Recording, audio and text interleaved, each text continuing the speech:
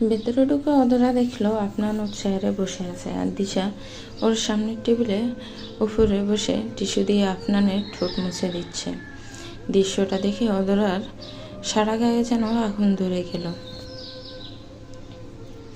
ওইভাবে কি মুছে দিচ্ছে দিশা ম্যাডাম? টেবিলের দিকে তাকাতেই দেখে একটি প্লেটে স্যান্ডউইচ রাখা। ও, তাহলে খাবার মুছে দিচ্ছে, তাহলে ভালো। আপনার অধরাকে দেখে দিশার হাত ধরে ইশারায় ওকে নিচে নেমে দাঁড়াতে বলল। স্যার, আপনি এই ফাইলটা চাইছিলেন না? এই যে ফাইলটা আপনার হাতে দিয়ে দিশা বলল, আপনার তোমার অফিসের স্টাফগুলোর কি কোনো ডিসিপ্লিন নেই? এইভাবে নক না করেই ভিতরে ঢুকে এলো যে। নক করিনি এই কথাটা আপনাকে কে বলল? আমি 2 বার নক করেছি, তারপরে ঢুকেছে। আসলে কি বলুন তো, আপনি আপনার কাজে এতটাই ব্যস্ত ছিলেন ম্যাডাম যে আমার নক আপনি শুনতে পাননি। নাকি বলবো যে আপনি ইগনোর করেছেন, ঠিক যেমনভাবে সকলের সরিটাকে ইগনোর করেছিলেন। দিশা রেগে গিয়ে বলল, আফনান, জানো এই মেয়েটা। দিশার কথা শেষ না হতে আপনার চেয়ার থেকে উঠে দাঁড়িয়ে বলল, রিল্যাক্স গার্লস, এখন যা হলো তা ভুলে যাও তোমরা। অধরা, আপনার সাথে ওনার পরিচয় করিয়ে দেই। এই হলো দিশা চৌধুরী। অফিসের কাজে 1 সপ্তাহের জন্য বিদেশ গিয়েছিলেন, কাল রাতেই ফিরেছিলেন। আমাদের অফিসের স্টাফ কন্ট্রোলার হলেন দিশা, আর দিশা এই হলো আমার প্রিয় অধরা। আপনার কথা শোনা মাত্রই দিশার চোখ দুটো ফান্তোয়ার মতো বড় বড় হয়ে গেল। আপনানের দিকে তাকিয়ে বলল, স্টাফ কন্ট্রোলার। অধরার দিকে তাকিয়ে বলল, ফিয়ে। অধরা দিশাকে জবাব দিয়ে বলল, আপনার সাথে দেখা হয়ে অনেক ভালো লাগলো ম্যাডাম।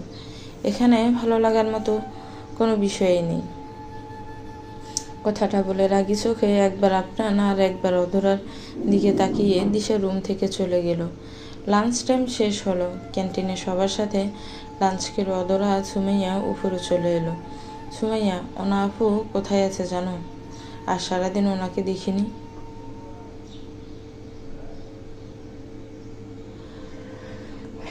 ওনা আপু তো চট্টগ্রাম গিয়েছেন। কেন? হঠাৎ চট্টগ্রামে কেন গেলেন আপু? ওখানকার অফিসের কাজ কেমন হচ্ছে সেটা দেখার জন্যই গিয়েছেন। ওখানকার অফিস মানে? ওখানে আবার কিসের অফিস? ও, তুমি তো নতুন এখানে, তাই তুমি জানো না। এই কোম্পানির 2টা শাখা। প্রধান শাখাটা ঢাকায়, মানে এটা, আর দ্বিতীয় শাখাটা চট্টগ্রামে। এই অফিসের সব কাজ আপনার স্যার দেখাশোনা করেন। আর চট্টগ্রামের ওই অফিসটা আপুর আন্ডারে। ওখানে তো আপুর ফ্যামিলির কেউ থাকে না, সবাই এখানেই থাকে, তাই আপু এখানেই থাকেন। তবে সপ্তাহে 1-2 দিন চট্টগ্রামে যান। ও, বুঝলাম এবার। সন্ধ্যা 6টা অধরা আপনার কেবিনে এলো। কিছু বলবেন অধরা? জি স্যার, কাল আপনার 2টা মিটিং আছে, একটা সকাল 10টায় আর দ্বিতীয়টা 3টায়। আপনি কি মিটিং 2টা অ্যাটেন্ড করতে পারবেন? হ্যাঁ, পারবো। আমার কাল বিশেষ কোনো কাজ নেই। ঠিক আছে স্যার, আমি তাহলে ম্যানেজার সাহেবকে মিটিং 2টার ব্যবস্থা করতে বলি। 6টা তো বাজে, বাসায় যাবেন না? জি স্যার, এখনই বেরোচ্ছিলাম। আচ্ছা, যান। অধরা চলে গেল। আফনান আবার নিজের কাজে মন দিল। হঠাৎ আপনানের মনে পড়ল দিশার কথা। সারাদিন অফিসের চাপে আমি তো দিশার কথা ভুলেই গিয়েছিলাম। সেই সকালে মেয়েটা আমার উপর রাগ করে অফিস থেকে চলে যায়। তারপর তো ওর একটা খোঁজও নেইনি। না জানি রাগের মাথায় মেয়েটা কি করে ফেলেছে। আপনার দিশাকে 4বার কল দিল, কিন্তু দিশা কোনো ফোন রিসিভ করেনি। সবশেষে আপনার দিশার বাড়ির ল্যান্ডলাইনে ফোন দিল। দিশার মা ফোন উঠালেন। হ্যালো, কে বলছেন? আফনান। ওনাকে সালাম দিল। আন্টি, আমি আফনান। হ্যাঁ বাবা, বলো। হঠাৎ ল্যান্ডলাইনে ফোন দিলে যে? আসলে আন্টি, আজ সকালে দিশা আমার উপর রাগ করে অফিস থেকে চলে যায়। আমি ওকে অনেকবার ফোন দিয়েছি, কিন্তু রিসিভ করেনি, তাই ল্যান্ডলাইনে ফোন দিলাম। ও কি বাসায় আছে আন্টি? হ্যাঁ বাবা, ও বাসায় আছে। সে সকাল থেকে মেয়েটা রুম থেকে বের হয়নি, খাবারও খায়নি। বুঝতে পারছিলাম না কেন এমনটা করছে, এখন বুঝতে পারছি। ও, আন্টি ওকে ডেকে একটু ফোনটা দেন। আচ্ছা বাবা, দাঁড়াও দিচ্ছি। উনি চিৎকার করে বললেন, দিশা, তোর ফোন এসেছে। আফনান ফোন দিয়েছে, আয় কথা বলে যা। কোথায় গেলি দিশা? দিশার রুমে দরজা খুলে জোরে জোরে বলল, মা। মা বলে দাও আফনানকে ও যেন আমার সাথে আর কথা না বলে। আমি ওর সাথে আর কোনোদিন কথা বলতে চাই না, আমি ওকে ঘৃণা করি। দিশার মা আফনানকে বললেন, আফনান, ও তো তোমার সাথে কথা বলতে চাচ্ছে না। আন্টি, আমি সব শুনেছি। আচ্ছা, আমি দেখছি কি করা যায়। রাখছি এখন। আচ্ছা বাবা।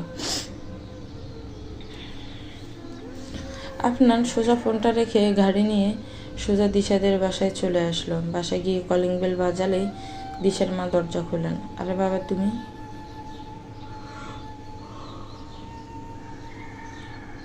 আন্টিকে দেখে আফনানের মুখে একটা মিষ্টি হাসি ফুটে উঠল।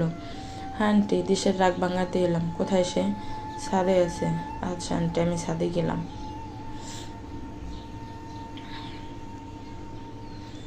আপনার ছাদে এলো আর দেখলো ছাদে গেল আর দেখলো দিশা ছাদের এক কোনায় দিশা দাঁড়িয়ে আছে। আপনার দিশার কাছে গেল। আই এম সরি দিশা, আমি বুঝতে পারছি আমার উপর তোমার অনেক রাগ হয়েছে। আচ্ছা এই নাও, আমি 3বার সরি বলছি। Sorry sorry sorry. এবার আমার দিকে ফেরো, কথা বলো আমার সাথে। কি হলো দিশা? দিশা আপনার দিকে ফিরলো আর চোখে স্পষ্ট রাগের লাভা ফুটছে। আর আপনার সেটা বেশ ভালোই বুঝতে পারলো। সরি রিয়েলি আফনান, তোমার মনে কি হয় সরি বললে সব ঠিক হয়ে যাবে? আপনার 2 হাত ধরে এবার নরম স্বরে বলতে লাগলো, আপনার আমাদের এঙ্গেজমেন্ট হয়ে গেছে। আমি লাস্ট 7টা দিন তোমার থেকে দূরে ছিলাম, বিদেশ ছিলাম। আমি তোমার কাছ থেকে এতটা দূরে থেকে আমার কতটা কষ্ট হয়েছে তার কোনো ধারণা আছে তোমার? কাল রাতে যখন দেশে ফিরেছিলাম তখন তোমাকে সেটা জানাইনি, কারণ আমি চেয়েছিলাম সকালে অফিসে গিয়ে তোমাকে সারপ্রাইজ দিব। ভেবেছিলাম আজ সারাটা দিন তো আমরা একসাথে কাটাবো। কিন্তু আপনার দেখতে পেল দিশার চোখে পানি, কিন্তু ওর ইচ্ছা করলো না দিশার চোখের সেই পানি মুছে দিতে। তবুও মুখে একটা মৃদু হাসি নিয়ে আপনার বলল, আমি বুঝতে পারছি দিশা, আমি তোমার সব কথাই বুঝতে পারছি। কিন্তু বিশ্বাস করো, আজ সত্যিই অফিসে অনেক কাজ ছিল। হ্যাঁ, তো এতটাই কাজ ছিল তোমার যে সারাটা দিন তুমি আমায় একটা কলও করতে পারোনি। না দিশা, আমি তোমাকে একটু আগে 4বার তোমার ফোনে কল দিয়েছে, তারপর তোমার বাসার ল্যান্ডলাইনও কল দিয়েছে। আপনার আমি সেই সকালে অফিস থেকে রাগ করে বের হয়েছি, আর তুমি আমার খোঁজ নেওয়ার জন্য সন্ধ্যায় ফোন দিচ্ছ। আচ্ছা কিসের এত কাজ বলো তো তোমার অফিসে? তুমি তো মালিক ওই অফিসের, তুমি কেন কাজ করবে? তুমি তো অন্যকে দিয়ে কাজ করাবে। দিশা, এটা কেমন কথা? তুমি খুব ভালো করে জানো আমি আমার কাজগুলো নিজে করতেই পছন্দ করি, তাই আজও নিজের কাজগুলোই করছিলাম। আচ্ছা ঠিক আছে, এই বিষয়টা তো বুঝলাম। তুমি আমাকে এখন আরেকটা বিষয় বোঝাও তো। কি? আমি স্টাফ কন্ট্রোলার। সত্যি? আপনার তুমি আমাকে বলেছিলে যে বিদেশ থেকে ফেরার পরে তুমি আমাকে তোমার ফিয়ে করবে। কিন্তু তুমি এটা কি করলে? দিশা, আমার কথাটা একটু ঠান্ডা মাথায় বোঝো। তোমাকে তো আমি বলেছিলাম যে আমার একটা পিএ লাগবে যত তাড়াতাড়ি সম্ভব। আর তুমি যখন বিদেশ চলে গেলে তখন আমি সব কিছু একা হ্যান্ডেল করতে পারছিলাম না, তাই আমি আরেকজনকে অ্যাপয়েন্ট করেছি। তুমি ওনাকেই দেখে নাও, ও তো চট্টগ্রামের বিজনেসটা দেখাশোনা করে। ওরও একটা ফি অ্যাপয়েন্ট করতে হয়েছে সেখানে, আমি তো ঢাকার বিজনেসটা সামলাচ্ছি। তাহলে বুঝো এবার আমার একটা ফি কতটা দরকার ছিল। আর যতদূর কথা, তোমাকে স্টাফ কন্ট্রোলার পোস্টটা দেওয়ার তো তার পেছনে একটা কারণ আছে। দেখো দিশা, তুমি খুব ভালোভাবে মানুষকে চালাতে পারো, তুমি সবসময় মানুষকে কর্মঠে রাখতে পারো। আর আমাদের কোম্পানি যে আজ এত সফলতা পেয়েছে তার পেছনে আমাদের স্টাফদেরই তো অবদান বেশি। তারা না থাকলে আমাদের কোম্পানিই তো থাকতো না। তারা কর্মঠ না থাকলে কোম্পানি উন্নতি হবে না। আর সেই কারণেই তোমাকে আমি স্টাফ কন্ট্রোলার বানিয়েছি। আর হ্যাঁ, সবাই কিন্তু তোমাকে অনেক ভয় পায়। আর সত্যি বলতে আমি নিজেও। মুচকি মুচকি হাসতে বলল দিশা। আবার রাগী কণ্ঠে বলল, ওকে, মানলাম তোমার সব কথা। দিশার 2 মুখ টিপতে টিপতে আপনার বলল, এই তো এবার একটা ভালো মেয়ের মতো কথা বললে। নিজের মুখ থেকে আপনানের হাত সরিয়ে দিশা বলল, আচ্ছা দেশে কি তুমি আর কোনো মেয়ে পাওনি বিয়ে করার জন্য? এমন বলছো কেন? কারণ ওই মেয়েটা কি যেন নাম? অধরার কথা বলছো? হ্যাঁ অধরা। জানো মেয়েটা কত খারাপ? আজ সকালে অফিসে যাওয়ার সময় ওর সাথে একটু ধাক্কা লাগে, তাতেই মেয়েটা আমাকে সরি বলতে বলে। ওর সাহস কি করে হয় যে ও আমাকে বলে ওকে সরি বলতে? আমি যে কে সেটা কি ও জানে না? ইডিয়েট একটা। সিল দিশা সিল। অতটা বুঝতে পারিনি তুমি কে ওই রকম করেছে। এমনিতে মেয়েটা ভালো। ওরে বাবা, তাই নাকি? পছন্দ হয়ে গেল বুঝি? এসব কি কথা? এমন কিছুই না, she just my assistant, okay? But তুমি ওর থেকে দূরে থাকবা। মেয়েটাকে আমার মোটেও সুবিধার মনে হয়নি। আচ্ছা ঠিক আছে, তুমি যেমনটা বলবে আমি ঠিক তেমনটাই করবো। এবার হ্যাপি তো? দিশা এবার আফনানকে জড়িয়ে ধরল। I love you Afnan, I really love you.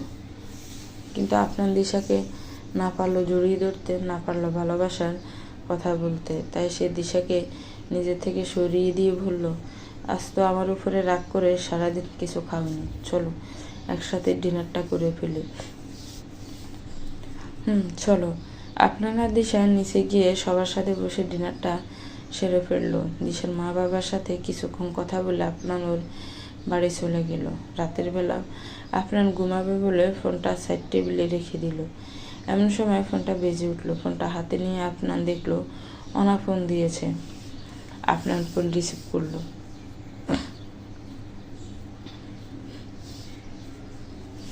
কি খবর ম্যাডাম আপনার? ওখানে গিয়ে বুঝি আমাদের ভুলে গেলেন?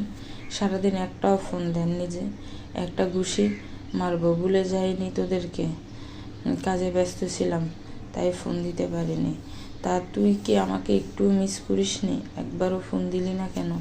সরি রে, আসলে আমি একটু কাজে ব্যস্ত ছিলাম, না হলে তোকে আবার মিস করব না তা কি হয়? আচ্ছা বল, ওদিকে সব ঠিক আছে? হ্যাঁ, সব কিছু পারফেক্ট আছে এখানে। বাহ, ভালো।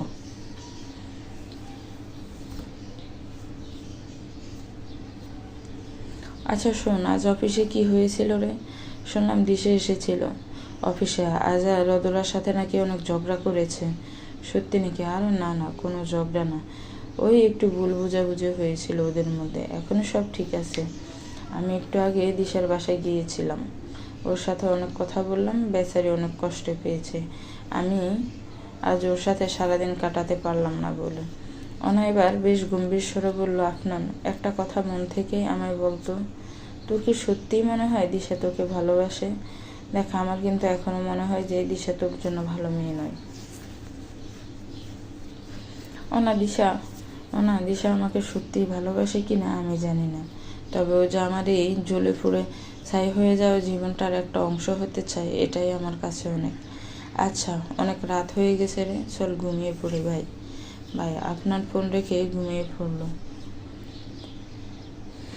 প্রায় 20 মিনিট পর আপনার হুড়মুড় করে ঘুম থেকে উঠে বসলো। সারা গা ঘেমে আছে। আবার সেটা দেখলাম আমি। উফ, কি হচ্ছে আমার সাথে? তবে কি আমি? আপনার এবার ফোনটা নিয়ে ওর উকিল মিস্টার রাজীবকে ফোন দিল। কি হয়েছে মিস্টার আরজিৎ, এত রাতে ফোন দিলেন যে? সরি মিস্টার রাজীব, এত রাতে ফোন দেওয়ার জন্য। আসলে একটা কথা জানার ছিল। সেই পেপারগুলো কি রেডি হয়ে গেছে? জি, সব রেডি হয়ে গেছে। আমি কাল সকালে আপনার বাড়িতে পাঠিয়ে দেব। না না, বাড়িতে পাঠাবেন না, অফিসে পাঠিয়ে দিন। আচ্ছা ঠিক আছে। পরের দিন অদরা দিশা প্রায় একই সময়ে অফিসে পৌঁছালো। কিন্তু দিশাকে দেখে অফিসে না ঢুকে বাইরে দাঁড়িয়ে পড়ে অদরা, কারণ দিশার সাথে কোনো সমস্যায় জড়াতে চায় না। অফিসে সবাই যার যার কাজে ব্যস্ত। আপনার ঠিকই বলেছিল, সত্যি দিশা খুব ভালোভাবে মানুষকে চালাতে পারে। কোনো স্টাফকে 1 মিনিটের জন্য ফাঁকি দেওয়ার সুযোগ দিচ্ছে না। সবসময় কাউকে না কাউকে বকাঝকা করেই যাচ্ছে। অন্যদিকে অদরা অফিসের কাছে ঠিকঠাক মন দিতে পারছে না। অজান্তে ওর মনটা আপনাকে দিয়ে দিয়েছে, যদিও এই ব্যাপারটা কিছুই ও এখনো বুঝতে পারেনি। হঠাৎ করে অদরার ঘরে কলিং বেলের আওয়াজ। আপনার অদরাকে ডাকছে। নিজের অজান্তে অদরার ঠোঁটের কোণে মিষ্টি এক হাসি ফুটে উঠল। অদরা আপনার রুমের দরজায় নক করে বলল, আমায় ডাকছেন স্যার? ইয়েস, ভিতরে আসুন। অদরা ভিতরে ঢুকে আপনানের সামনে গিয়ে দাঁড়ালো। বলুন স্যার, কেন ডেকেছেন? আপনার আপনার অদরাকে একটা ফাইল দিয়ে বললো, এই ফাইলে কিছু লিগ্যাল পেপারস আছে, এগুলো পড়ে আপনার কাছে ঠিক মনে হলে সাইন করে দেবেন। অদরা আপনার কথার কিছুই বুঝলো না। স্যার, বুঝলাম না, আমি সাইন করব, তাও আবার এই পেপারসগুলো ঠিক মনে হলে? কেন স্যার, কি লেখা আছে এখানে? অতটা আপনি যে আমাদের অফিসে কাজ করছেন তার লিগ্যাল কোনো পেপারস নেই আমার কাছে, তাই এটা আমি তৈরি করেছি। এতে এই কোম্পানির কিছু শর্ত দেওয়া আছে, আপনি সেগুলো পড়লেই বুঝতে পারবেন। তারপরে ঠিক মনে হলে সাইন করে দেবেন, আর প্লিজ একটু তাড়াতাড়ি করুন। অতটা মনে মনে ভাবলো, শর্ত? কি শর্ত আছে এর মধ্যে? ওই সেই শর্তগুলো যেগুলো স্যার আমাকে ইন্টারভিউর দিন দিয়েছিলেন। হ্যাঁ, এইগুলোই হবে, তাছাড়া আবার কি? না, পড়া লাগবে না, সাইন করে দেওয়া। ধরো পেপারসগুলো না দেখে সাইন করে দিলে। এই যে স্যার, সাইন করে দিয়েছি, নিন। Thank you. আচ্ছা শুনুন, আজ দুপুর 2টায় যে মিটিংটা আছে সেটা ক্যান্সেল করে দিন। ওদেরকে বলবেন আমি পরে মিটিংয়ের জন্য টাইম দেব। কিন্তু কেন স্যার? আজ আমাকে তাজ হোটেলে যেতে হবে, একটা পার্টি আছে, সেটা অ্যাটেন্ড করতে হবে। পার্টি? কিসের পার্টি স্যার? আমেরিকা থেকে কিছু ইনভেস্টর এসেছেন, তারা আমাকে এই নিয়ে প্রজেক্টটা নিয়ে ইন্টারনেট আর সেই বিষয়ে কথা বলার জন্যই আজ তাদের পার্টিটা আমাকে অ্যাটেন্ড করতে হবে। ও ঠিক আছে স্যার। বলেছিলাম অদরা, আপনি কি যেতে পারবেন আমার সাথে? অদরা আপনার প্রশ্নের কোনো জবাব দিল না, মাথা নিচু করে দাঁড়িয়ে থাকলো। অদরাকে এভাবে দাঁড়িয়ে থাকতে দেখে আপনার বলল, সরি অদরা, আমি জানি আপনি সন্ধ্যার পরে বাইরে থাকতে পারবেন না, তাও একটা কথা বলে ফেললাম।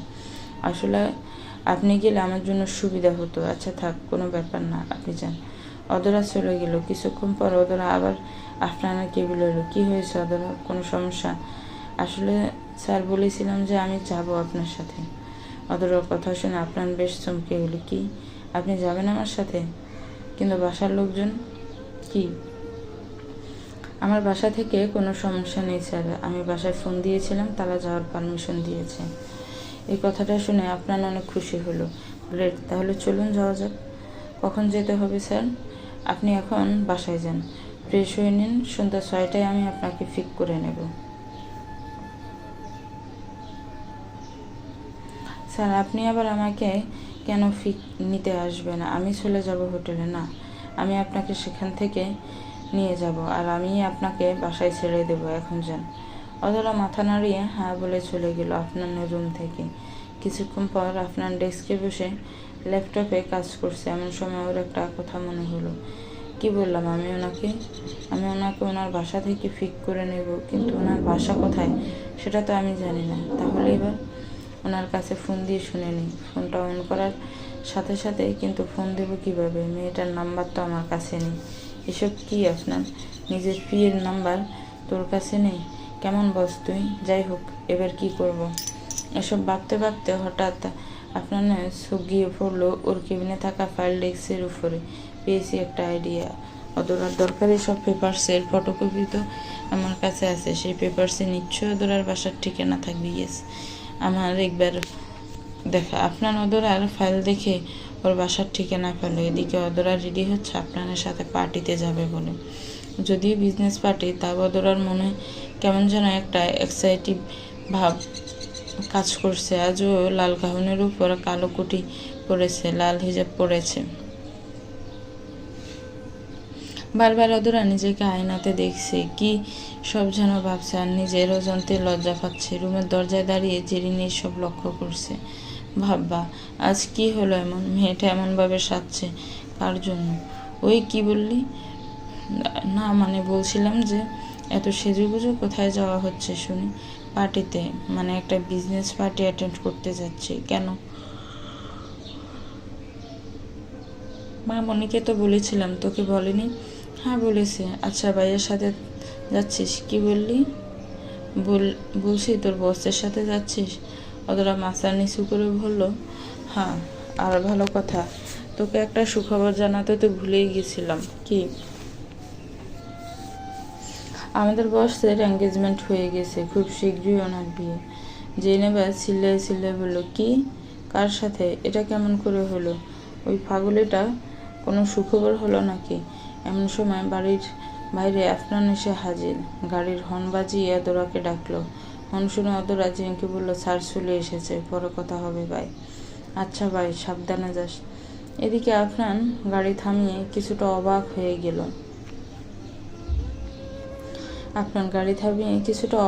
গেল। মনে মনে ভাবল, এখানে কি অতরা থাকেন, নাকি আমি ভুল জায়গায় চলে এলাম। গাড়ির মধ্যে সিটে বসে একটি কাগজ দেখার পর, না ঠিকানা তো এটাই দেওয়া, কিন্তু এটা একটা অনাথ আশ্রম। তবে কি অদরা? এমন সময় অদরা এলো গাড়ির সামনে। আফরান গাড়ির সামনের সিটের লক খুলে দিল। অদরা আফরানকে সালাম দিয়ে গাড়িতে বসলো। সব ঠিক আছে? জি স্যার। তাহলে যাওয়া যাক। তাজ হোটেলে শহরের শেষ প্রান্তে গাড়ি করে যেতে প্রায় 2 ঘন্টা সময় লাগে। আফরান ছোটবেলা থেকে অনেক ভালো ড্রাইভ করে, কিন্তু আজও কোনোভাবে ড্রাইভিংয়ে মন দিতে পারছে না। স্যার, আপনি ঠিক আছেন? আপনার কি শরীর খারাপ লাগছে? মানে এভাবে ড্রাইভ করছেন যে? আফরান এবার গাড়ি থামিয়ে দিল। তারপর একটা দীর্ঘশ্বাস ছেড়ে বলল, অনেকক্ষণ থেকে ভাবছিলাম আপনাকে একটা প্রশ্ন করব, যদি আপনি অনুমতি দেন তাহলে করতে পারি। জি স্যার, বলুন।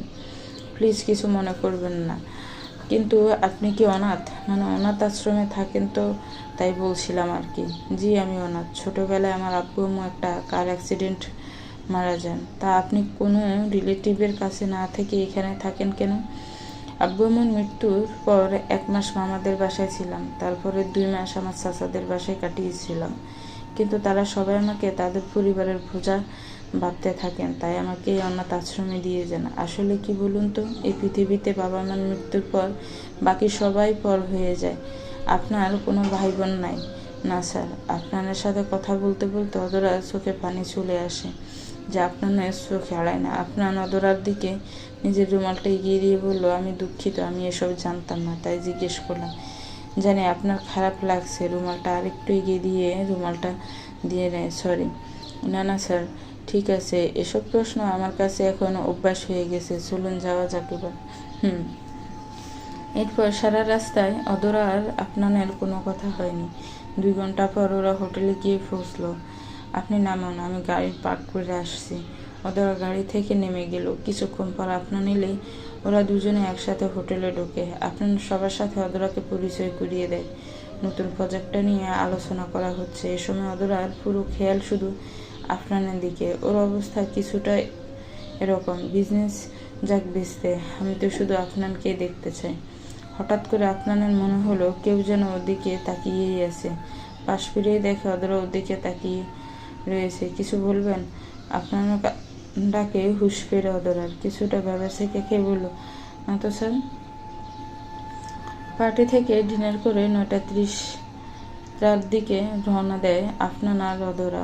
রাস্তার মধ্যে অদরা বলল, স্যার, আমার ব্যাপারে তো জানলেন, এবার আপনার সম্পর্কে কিছু বলেন। মানে আমি তো সেভাবে কিছু না আপনার ব্যাপারে।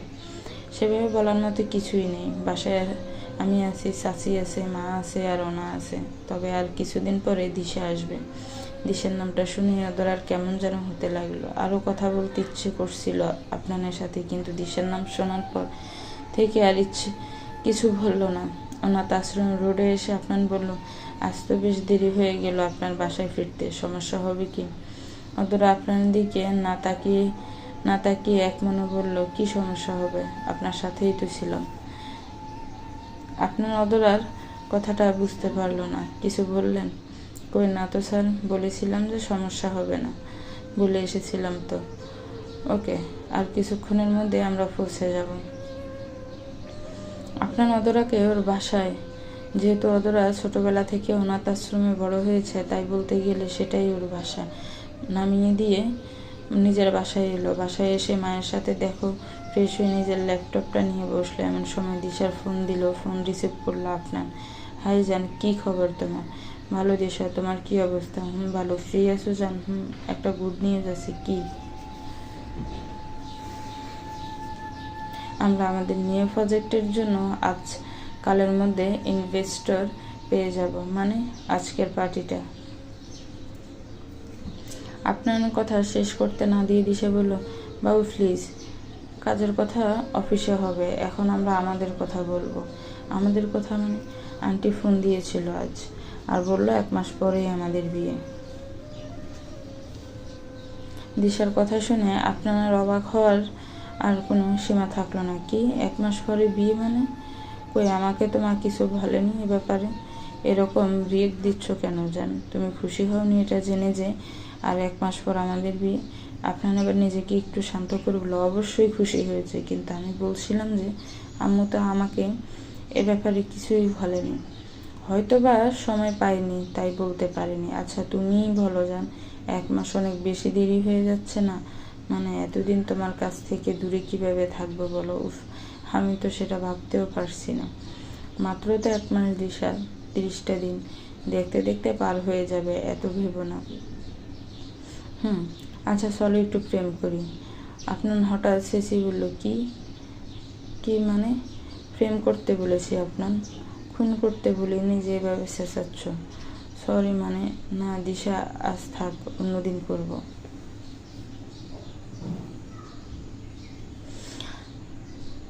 আপনার তুমি এখন অনেক বোরিং হয়ে গেছো। তোমায় এখন দেখলে কেউ বলবে না যে কলেজ আর ভার্সিটিতে তুমি সব মেয়ের ক্রাশ ছিলে। আগে কত রোমান্টিক ছিলা তুমি, এখন পুরোই ফালতু হয়ে গেছো। সত্যি বলেছো দিশা, কলেজ আর ভার্সিটিতে সব মেয়ের ক্রাশ ছিলাম আপনার। দুধের মতো সাদা ওর গায়ের রং, মাথায় সিল্কি সিল্কি চুল, সব ধরনের লুকে আপনার গাড়ি চালিয়ে যখন মেয়েদের সামনে দিয়ে যেত তখন মেয়েদের হার্ট পাম্প করা বন্ধ হয়ে যেত। ভার্সিটির অনেক ম্যাডামরাও আপনাকে দেখে ক্রাশ খেয়েছে। শুধু যে দেখতেই ভালো ছিল তা নয়, আপনার সব রোমান্সের কিং বলতো, কারণ আপনার ব্যাপক রোমান্টিক ছিল। এখন কিছুই না দিশা, অনেক জার্নি করেছি তো আজ, তাই একটু টায়ার্ড লাগছে। ওকে ওকে আচ্ছা শোনো, তুমি মেয়েটার সাথে বেশি কথা বলোনি তো? আজ দূরে দূরে ছিল তো? আচ্ছা কাল কথা হবে, বাই। ওকে যান, bye, good night, love you. আপনার ফোনটা বন্ধ রেখে ল্যাপটপটা বন্ধ করতে ঘুমাতে গেল, কিন্তু যখনই চোখ বুঝলো তখনই কিছু একটা দেখতে পেল। তাড়াতাড়ি করে উঠে গিয়ে বললে, এসব কি হচ্ছে আমার সাথে? আমি আবার, না না, এসব যা হচ্ছে ঠিক হচ্ছে না। দিন দিন ব্যাপারটা কেমন যেন সিরিয়াস হয়ে যাচ্ছে না, আমাকে এবার কিছু একটা করতে হবে। পরের দিন অফিসে দিশা ফোন টিপতে টিপতে আপনার রুমের দিকে যাচ্ছে। এমন সময় দেখলো অদরা আপনার রুম থেকে বের হচ্ছে। অদরাকে দেখে দিশা একটু বেশি মিষ্টি গলায় বলল, হাই অদরা। হ্যালো ম্যাডাম, কেমন আছো? আলহামদুলিল্লাহ ভালো আছি, আপনি? আমি তো সবসময় ভালোই থাকি।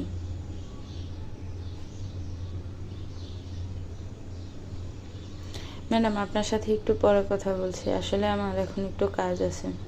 কথাটি বলেই অদরা চলে যেতে লাগলো, কিন্তু দিশা আবার বলল, দাঁড়াও অদরা।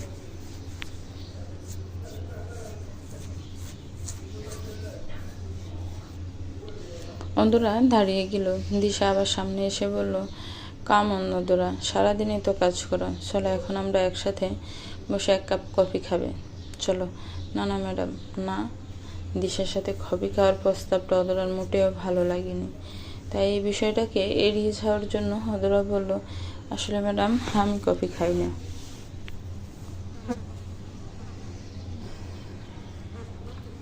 ও তাহলে চলো 1 কাপ চা খাবো। না ম্যাডাম, আমি চাও খাই না। ওকে ফাইন, তুমি যখন চা কফি খাও না তাহলে আমার সাথে বসে 1 গ্লাস দুধ খাবে, চলো। দুধ খেতে তো কোনো প্রবলেম নেই তোমার, কি তাই তো? অদরা এবার মনে মনে ভাবলো, বুঝলাম না, এতবার না বললাম তাও কেন দিশা ম্যাডাম আমাকে ওনার সাথে নিয়ে যেতে চায়। কি হলো অদরা, কোথায় হারিয়ে গেলে? বলছি যাবে তো? আচ্ছা ম্যাডাম চলুন। দিশা আর অদরা ক্যান্টিনে এসে কফি আর দুধ খেতে খেতে কথা বলতে লাগলো। আচ্ছা অদরা, তোমার পুরো নাম কি? অদরা আফরোজ। Nice name. তারপর বলো, তোমার আব্বু কি করে?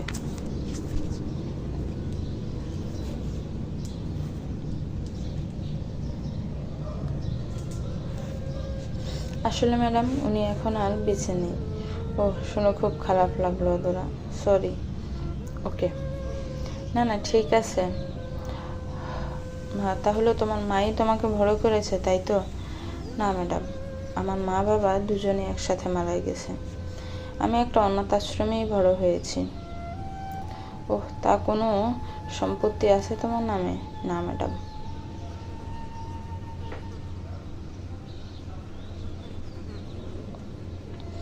এটা কি ফার্স্ট জব নাকি এর আগেও অন্য কোথাও জব করেছ? এটাই আমার প্রথম চাকরি। ও, আই সি। আচ্ছা অধরা, তুমি তো সে সময় বলেছিলে তোমার কি সব কাজ আছে। হ্যাঁ ম্যাডাম, আছে তো। তা যাও, গিয়ে করো। জি ম্যাডাম।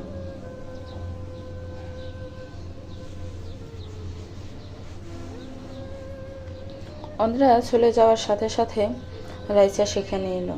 দিশাকে দেখে বলল, হাই ম্যাডাম, আপনাকে কতদিন পর দেখছি। ও হ্যালো রাইসা, তোমাকেও অনেক দিন পর দেখছি গো। দাঁড়িয়ে আছো কেন? বসো বসো। রাইসা দিশার সামনের চেয়ারে বসে বলল, সরি ম্যাডাম, আমি এই 2 দিন অফিসে আসতে পারিনি, তাই আপনার সাথে দেখাও করতে পারিনি। হ্যাঁ, কেন আসুনি বলো তো তুমি? আমি অনেক মিস করেছি তোমায়। আমার কি সৌভাগ্য ম্যাডাম যে আপনি আমায় মিস করেছেন। আসলে ম্যাডাম আমার একটু জ্বর হয়েছিল, তাই আসতে পারিনি।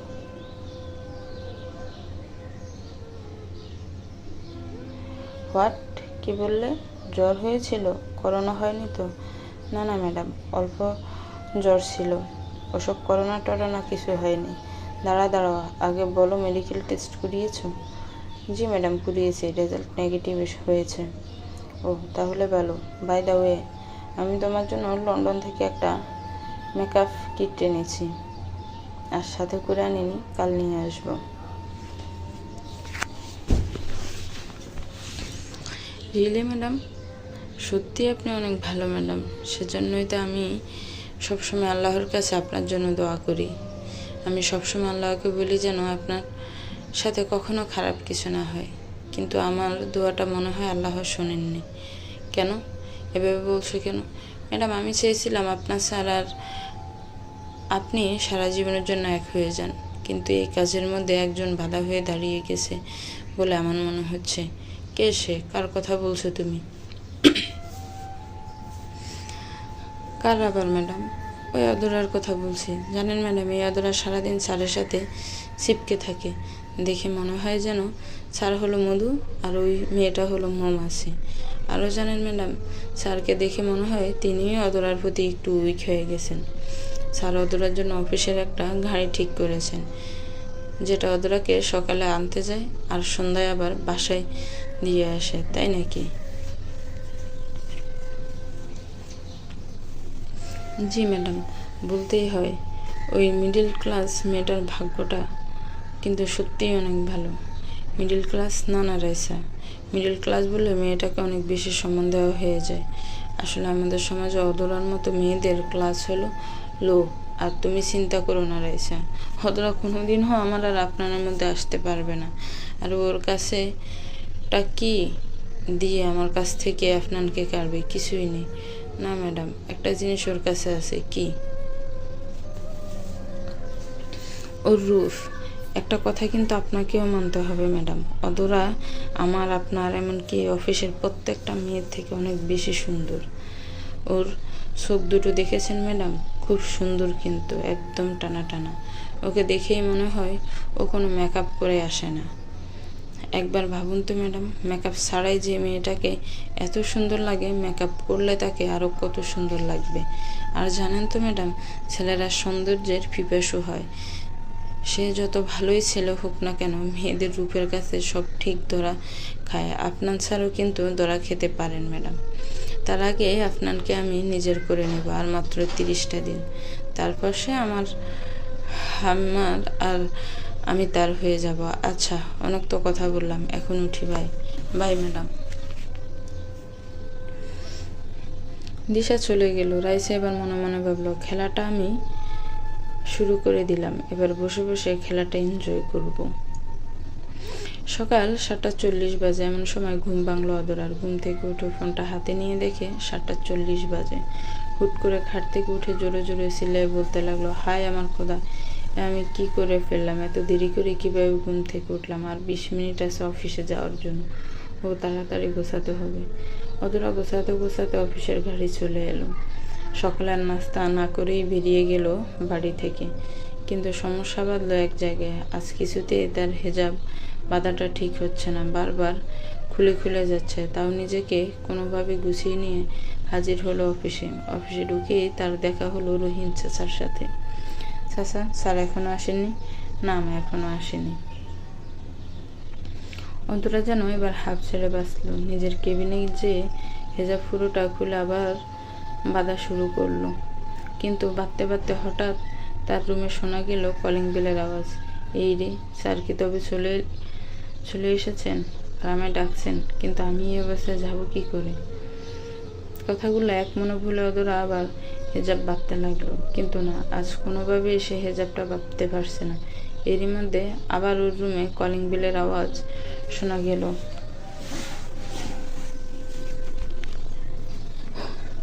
স্যার আবার ডাকলেন। এবার যদি না যায় তাহলে নির্ঘাত চাকরিটা চলে যাবে। অদরা হেজাবটা কোনো রকমে পেঁচিয়ে নিয়ে আপনানের রুমে গেল। রুমের দরজায় লক করে বলল, আসবো স্যার? আসুন। অদরা ভিতরে এলো। আপনান আবার বলতে লাগলো, শুনুন, সব সময় এভাবে নক করে আসবেন। আমি যখন আপনাকে ডাকবো তখন ডাইরেক্ট রুমে চলে আসবেন, কেমন? অদরা মাথা নাড়িয়ে হ্যাঁ বলল। আচ্ছা শুনুন, ওই দিরশাল কোম্পানির সাথে 1 মাস আগে আমাদের একটা মিটিং হয়েছিল। ওই মিটিংয়ের কাগজপত্রগুলো কোন পাইলে রাখা আছে দেখেন তো, এই সেলফের মধ্যে খুঁজুন। অদরা মাথা নেড়ে সেলফের কাছে গিয়ে ফাইলটা খুঁজতে লাগলো। আপনার মনে মনে ভাবলো, আজ ওনাকে এমন দেখাচ্ছে কেন? মনে হয় হেজাবটা আজ অন্যভাবে ভেদে এসেছে তাই। কিছুক্ষণ পর অদরা আফনানের সামনে গিয়ে বলল, স্যার একটা কথা বলবো? বলুন। স্যার বলছিলাম যে একটা স্টার মুইবা সিঁড়ি ম্যানেজ করে দিতে পারবেন? সেলফের ওপর একটু চেক করতাম, মানে নিচের দিকে তো পেলাম না সেই ফাইলটা। আচ্ছা দাঁড়ান, আপনার রহিম চাচাকে ফোন দিয়ে একটা স্টার আনতে বলল। কিছুক্ষণ পর রহিম চাচা স্টারটা নিয়ে এলে অদরা চাচার কাছে গিয়ে বলল, দেন চাচা, আমাকে দেন, আমি নিয়ে যাচ্ছি। রহিম চাচা অদরাকে বাধা দিয়ে বললেন, না মা, তুমি পারবে না, অনেক ভারী এটা। কথাটি বলে রহিম চাচা স্টারটা শিল্পের সাথে লাগিয়ে দিল। ঠিক আছে চাচা, এবার আপনি যান, বাকি কাজ আমি নিজেই করতে পারবো। তুমি উঠতে পারবে এটাতে? হ্যাঁ চাচা, খুব পারবো, আপনি যান। রহিম চাচা চলে গেলেন। আপনার অদরার দিকে তাকিয়ে ভাবছে, উনি কি পারবেন এটা করতে? আবার পড়ে যাবেন না তো? হঠাৎ অদরা দেখে আপনানের দিকে তাকিয়ে আছে। কিছু বলবেন স্যার?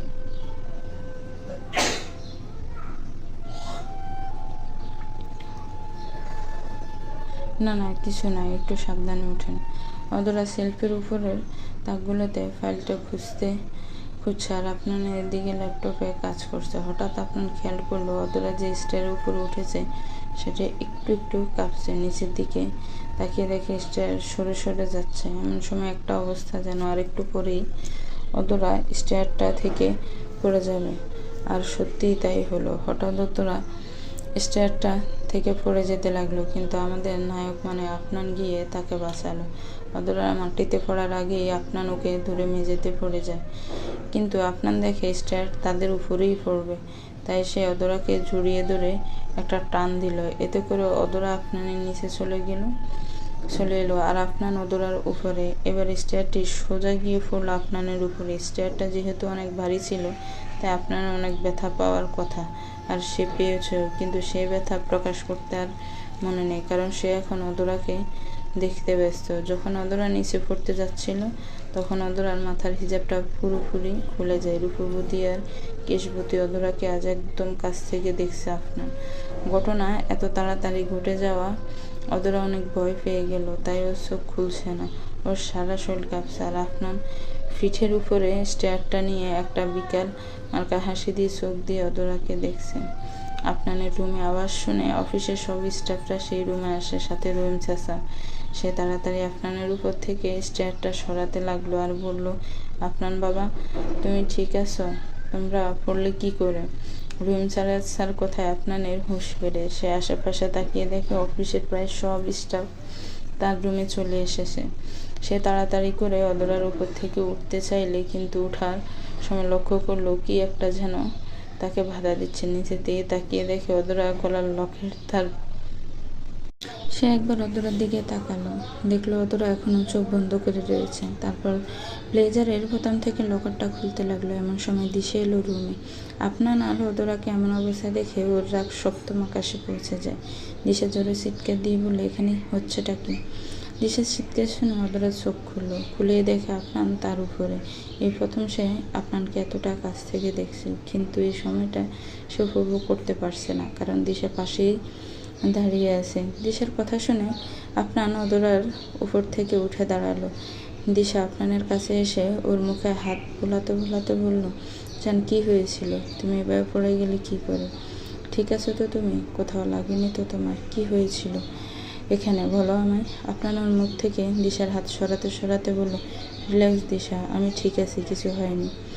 আর আপনার কথা শেষ হতে না হতে দিয়ে দিশা তাড়াতাড়ি গেল অদরার কাছে। ওকে জোর করে দাঁড় করিয়ে কষে একটা থাপ্পড় মারল মুখে। সব এই মেয়েটার জন্য হয়েছে, নিশ্চয়ই এই মেয়েটাই কিছু করেছে। আপনার কাছে এসে বলেছিলাম না তোমায় এই মেয়েটা ভালো না? দেখলে তো মিলে গেলে আমার কথাটা। এর মতো মেয়েদের আমার খুব ভালো করে চেনা আছে। এরা বড়লোকের ছেলেদের নিজের প্রেমের জালে পাশায়, তারপর তাদের কাছ থেকে টাকা নিয়ে পালিয়ে যায়। এর মতো মেয়েরা টাকার জন্য সব করতে পারে। সব অদরার কাছে এসে কি ভেবেছিলি তুই? আমি বুঝবো না তোর এসব প্ল্যান?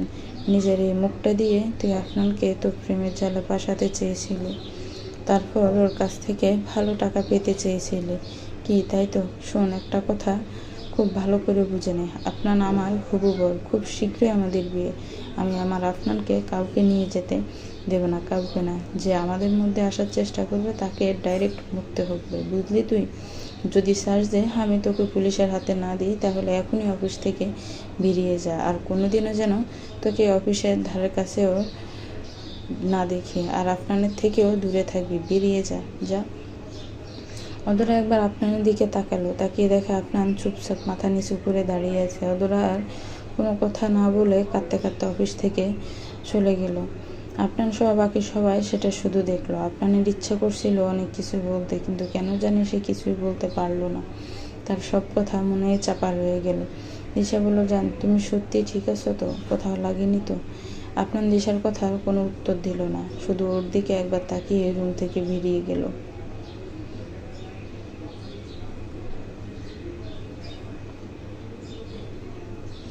আপনার অফিসের লিফটের সামনে এসে দাঁড়ালো, কিন্তু যখনই সে লিফটের বোতাম চাপতে যাবে তখনই খেয়াল করে ওর পিঠে অনেক ব্যথা হয়েছে। উফ, আমার পিঠে এত ব্যথা হলো কী করে?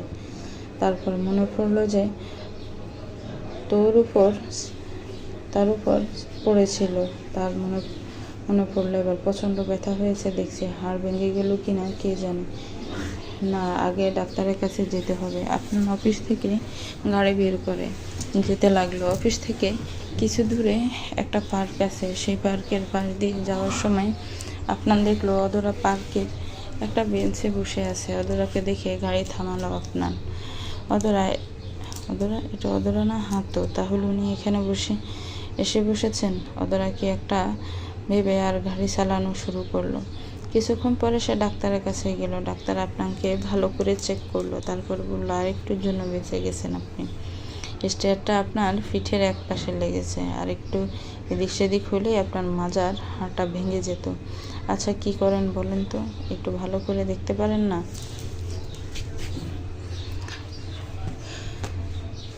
আপনার এক মনে হলো, তাই তো করছিলাম ডাক্তার, দেখছিলাম তো, খুব সুন্দর লাগছিল। কিন্তু মিস্টার আরজিৎ, কি বলছেন আপনি? কি দেখছিলেন? কি সুন্দর লাগছিল? ডাক্তারের কথায় হুঁশ করে আপনার তাই একটু ভেবে থেকে খেয়ে বলল, না কিছু না, সরি।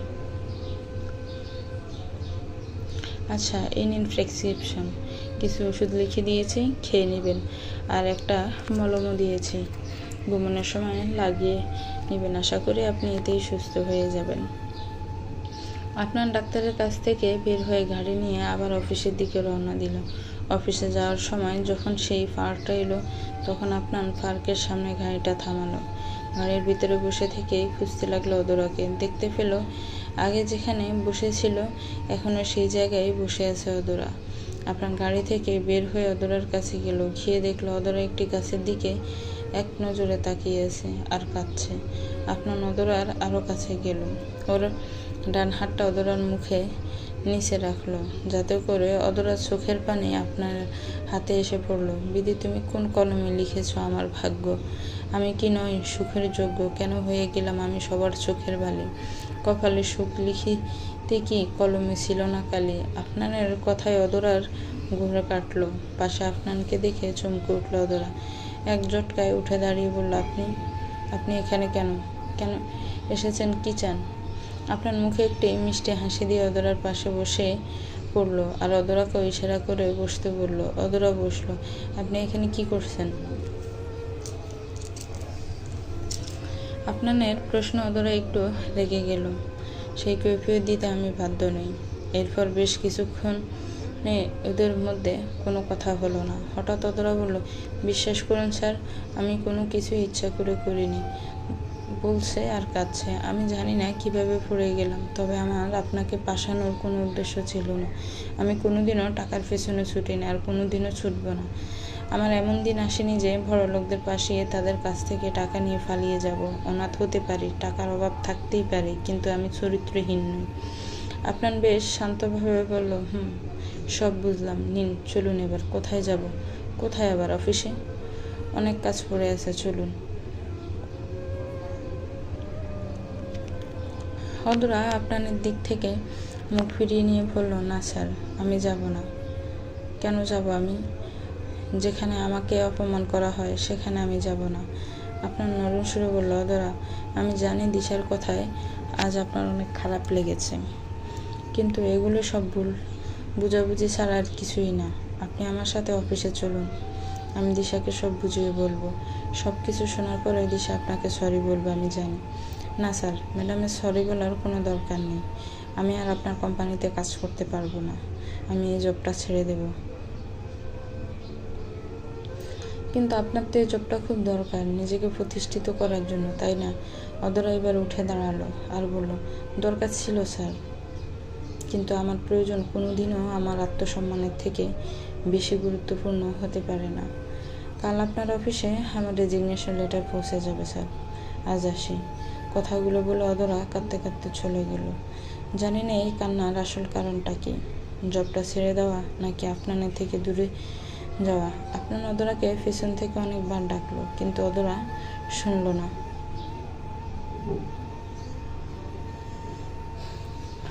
অদরা ওর বাড়ি চলে এলো। ওকে দেখে সবাই কিছুটা অবাক হলো। হ্যালো এসে বললো, কি রে, এত তাড়াতাড়ি ফিরলি যে? অফিস থেকে বুঝে আজ তাড়াতাড়ি ছুটি দিয়ে দিয়েছে। অদরা কারোর দিকে চোখ তুলে তাকালো না, মাথা নাড়িয়ে হ্যাঁ বলল। রাজিয়া বেগম বললেন, আচ্ছা যা, গিয়ে ফ্রেশ হয়ে নে, আমি খাবার দিচ্ছি, সবাই মিলে খাবো, তাড়াতাড়ি আয়।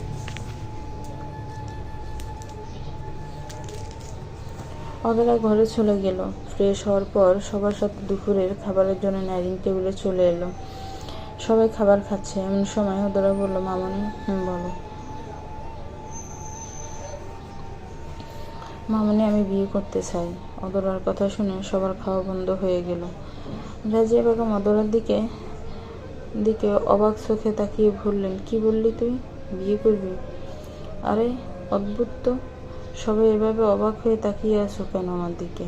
মামনি, তুমি তো পরশুদিন আমার কাছে এসে বলেছিলে যে আমার এবার বিয়ে করে নেওয়া উচিত। কতদিন বললে আমায়, আর আজ যখন আমি বিয়ের জন্য রাজি হলাম তখন তুমি এমন কেন করছো? আমারও মনে হয় আমার এবার বিয়ে করে সংসার করা উচিত। হ্যাঁ, আলো বলল, আর তোর চাকরি, সেটার কি হবে? সেটাও চলবে, সেটাও করব, সব একসাথে সামাল দেব।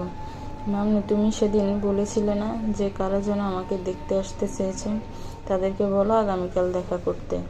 আর যদি দেখো যে পাত্রপক্ষরা ভালো, তাহলে 3-4 দিনের মধ্যে আমার বিয়ে দিয়ে দিও। আচ্ছা ঠিক আছে, আমি তাদের সাথে একটু পরে কথা বলছি। অদরা খেয়ে দিয়ে ঘরে চলে এলো। দিশার বলা সেই কথাগুলো মনে করে আবার কাঁদতে লাগলো। এমন সময় জেরিন অদরার ঘরে এলো সালাদের প্লেট নিয়ে। জেরিন এসে পেছন থেকে অদরাকে জড়িয়ে ধরে বলল, আমার ডার্লিংটা এখন কি করছে রে?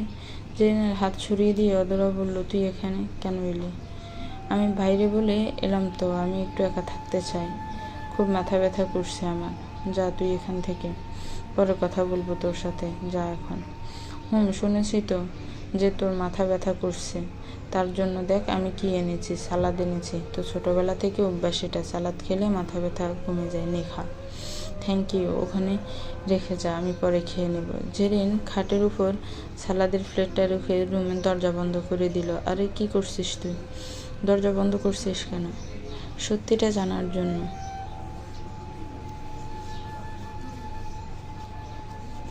কিসের সত্যি? আজ কি হয়েছে অদরা? কি হয়েছে মানে কি হবে? আজ অফিসে কি হয়েছে? কই কিছু না তো।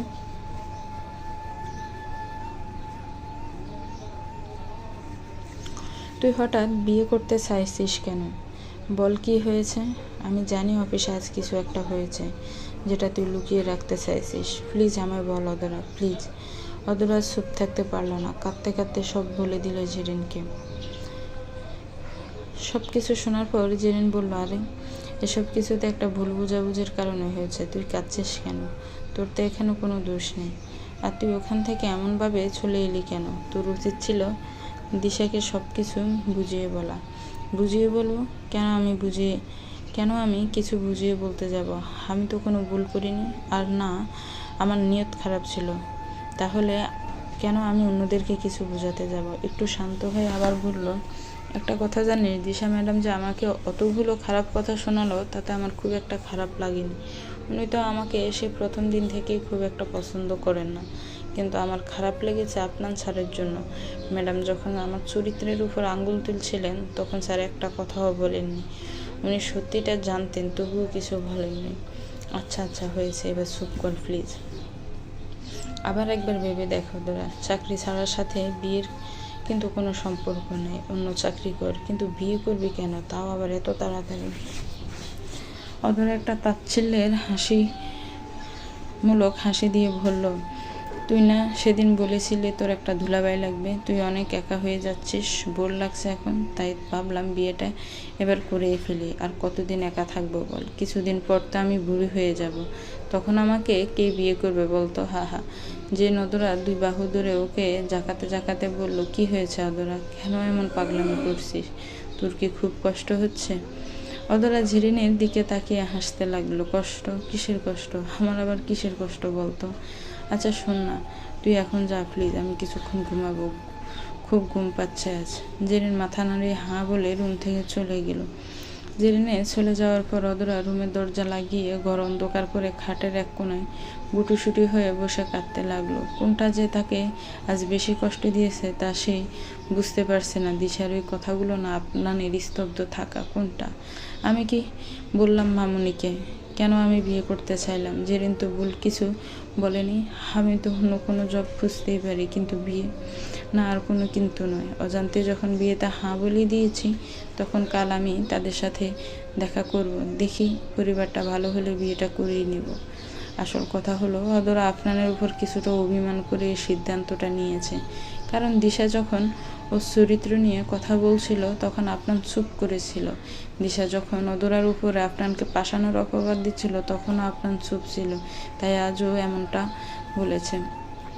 অফিসের কাজ শেষ করে আপনার তার বাড়ি গেল, ফ্রেশ হয়ে মলমটা হাতে নিল পিঠে দেবে বলে, কিন্তু ভালোভাবে দিতে পারছে না। হঠাৎ পেছন থেকে ওর হাতটা কেউ ধরল। আপনার পেছন দিকে তাকিয়ে দেখে ওর মা, আরিফা বেগম। মা, তুমি এখানে? হ্যাঁ, দেখতে এলাম আমার ছেলেটা কতটা বড় হয়েছে। আর এসে দেখলাম অনেক বড় হয়ে গেছে আমার ছেলেটা, নিজেই ওষুধ লাগাচ্ছে। আপনার একটু হাসি দিয়ে মাকে নিয়ে সোফায় বসলো। মায়ের হাতে হাত রেখে বলল, কি যে বলো না মা, আমি কোথায় বড় হলাম? তোমার কাছে আমি সেই ছোট্ট আপনারই থাকবো আজীবন। নাও। মলমটা মায়ের দিকে এগিয়ে দিল আপনার, তুমি মলমটা লাগিয়ে দাও। আরিফা বেগম আপনানের হাত থেকে মলমটা নিলেন। সে না হয় দিচ্ছে, কিন্তু তুই আগে আমার একটা কথার উত্তর দে তো, তোর পিঠে এত লাগলো কিভাবে? আসলে মা, হয়েছেটা কি যেন, থাক, তোকে আর বলতে হবে না, আমি জানি। তুমি জানো মানে? কি জানো? আজ অফিসে কি হয়েছে তা আমি জানি। দিশা আমায় ফোন করে সব বলেছে। এবার তুই বলতো, ওই মেয়েটা আসলেই কি খারাপ?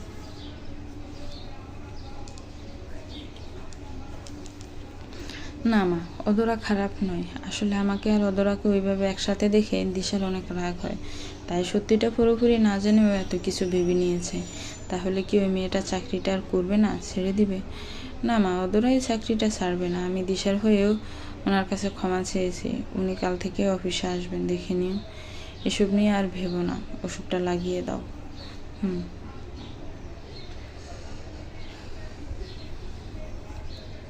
পরের দিন সকালে আপনার অফিসে এসে জানতে পারে ওদের অফিসে আসেনি।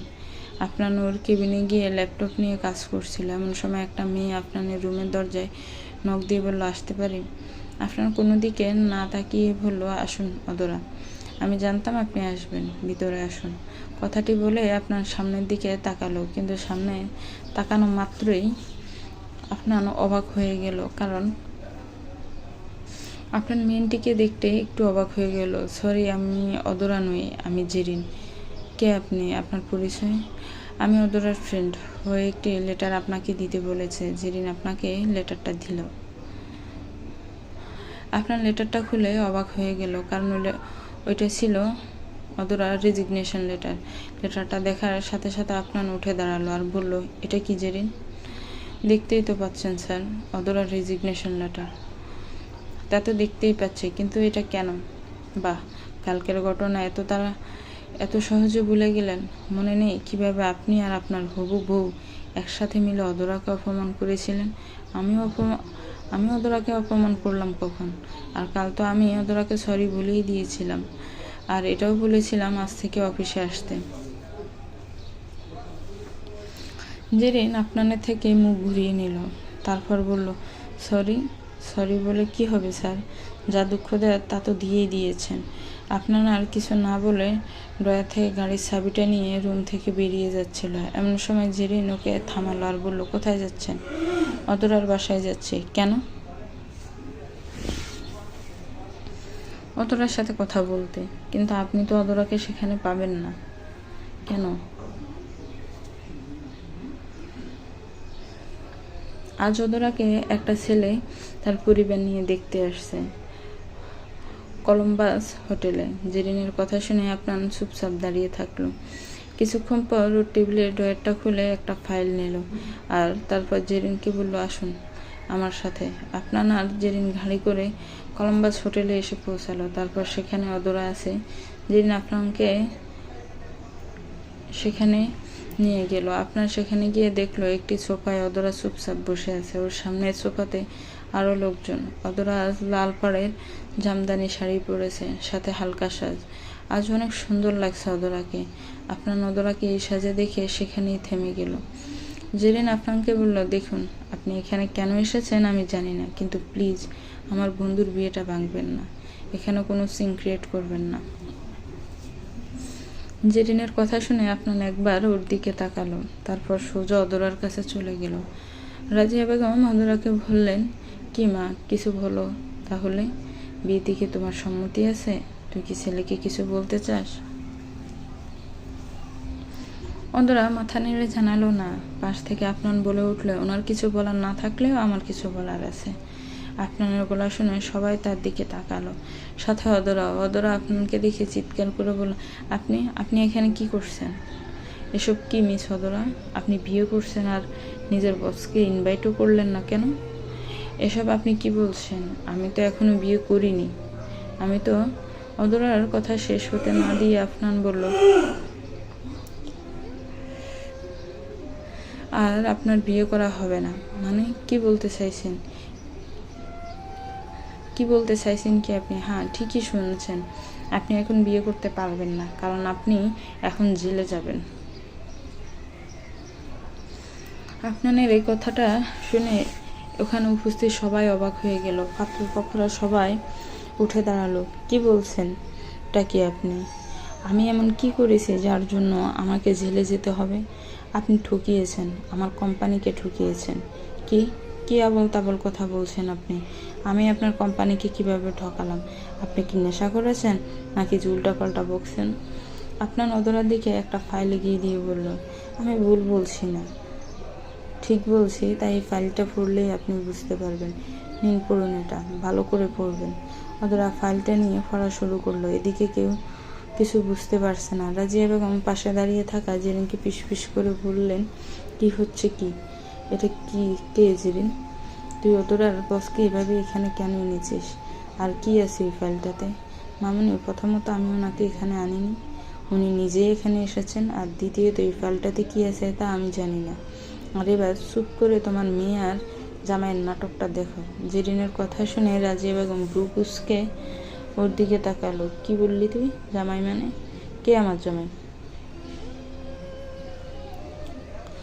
উফ মামুনি, চুপ করো তো, পরে তোমাকে সব বুঝিয়ে বলবে, এখন নাটকটা দেখো।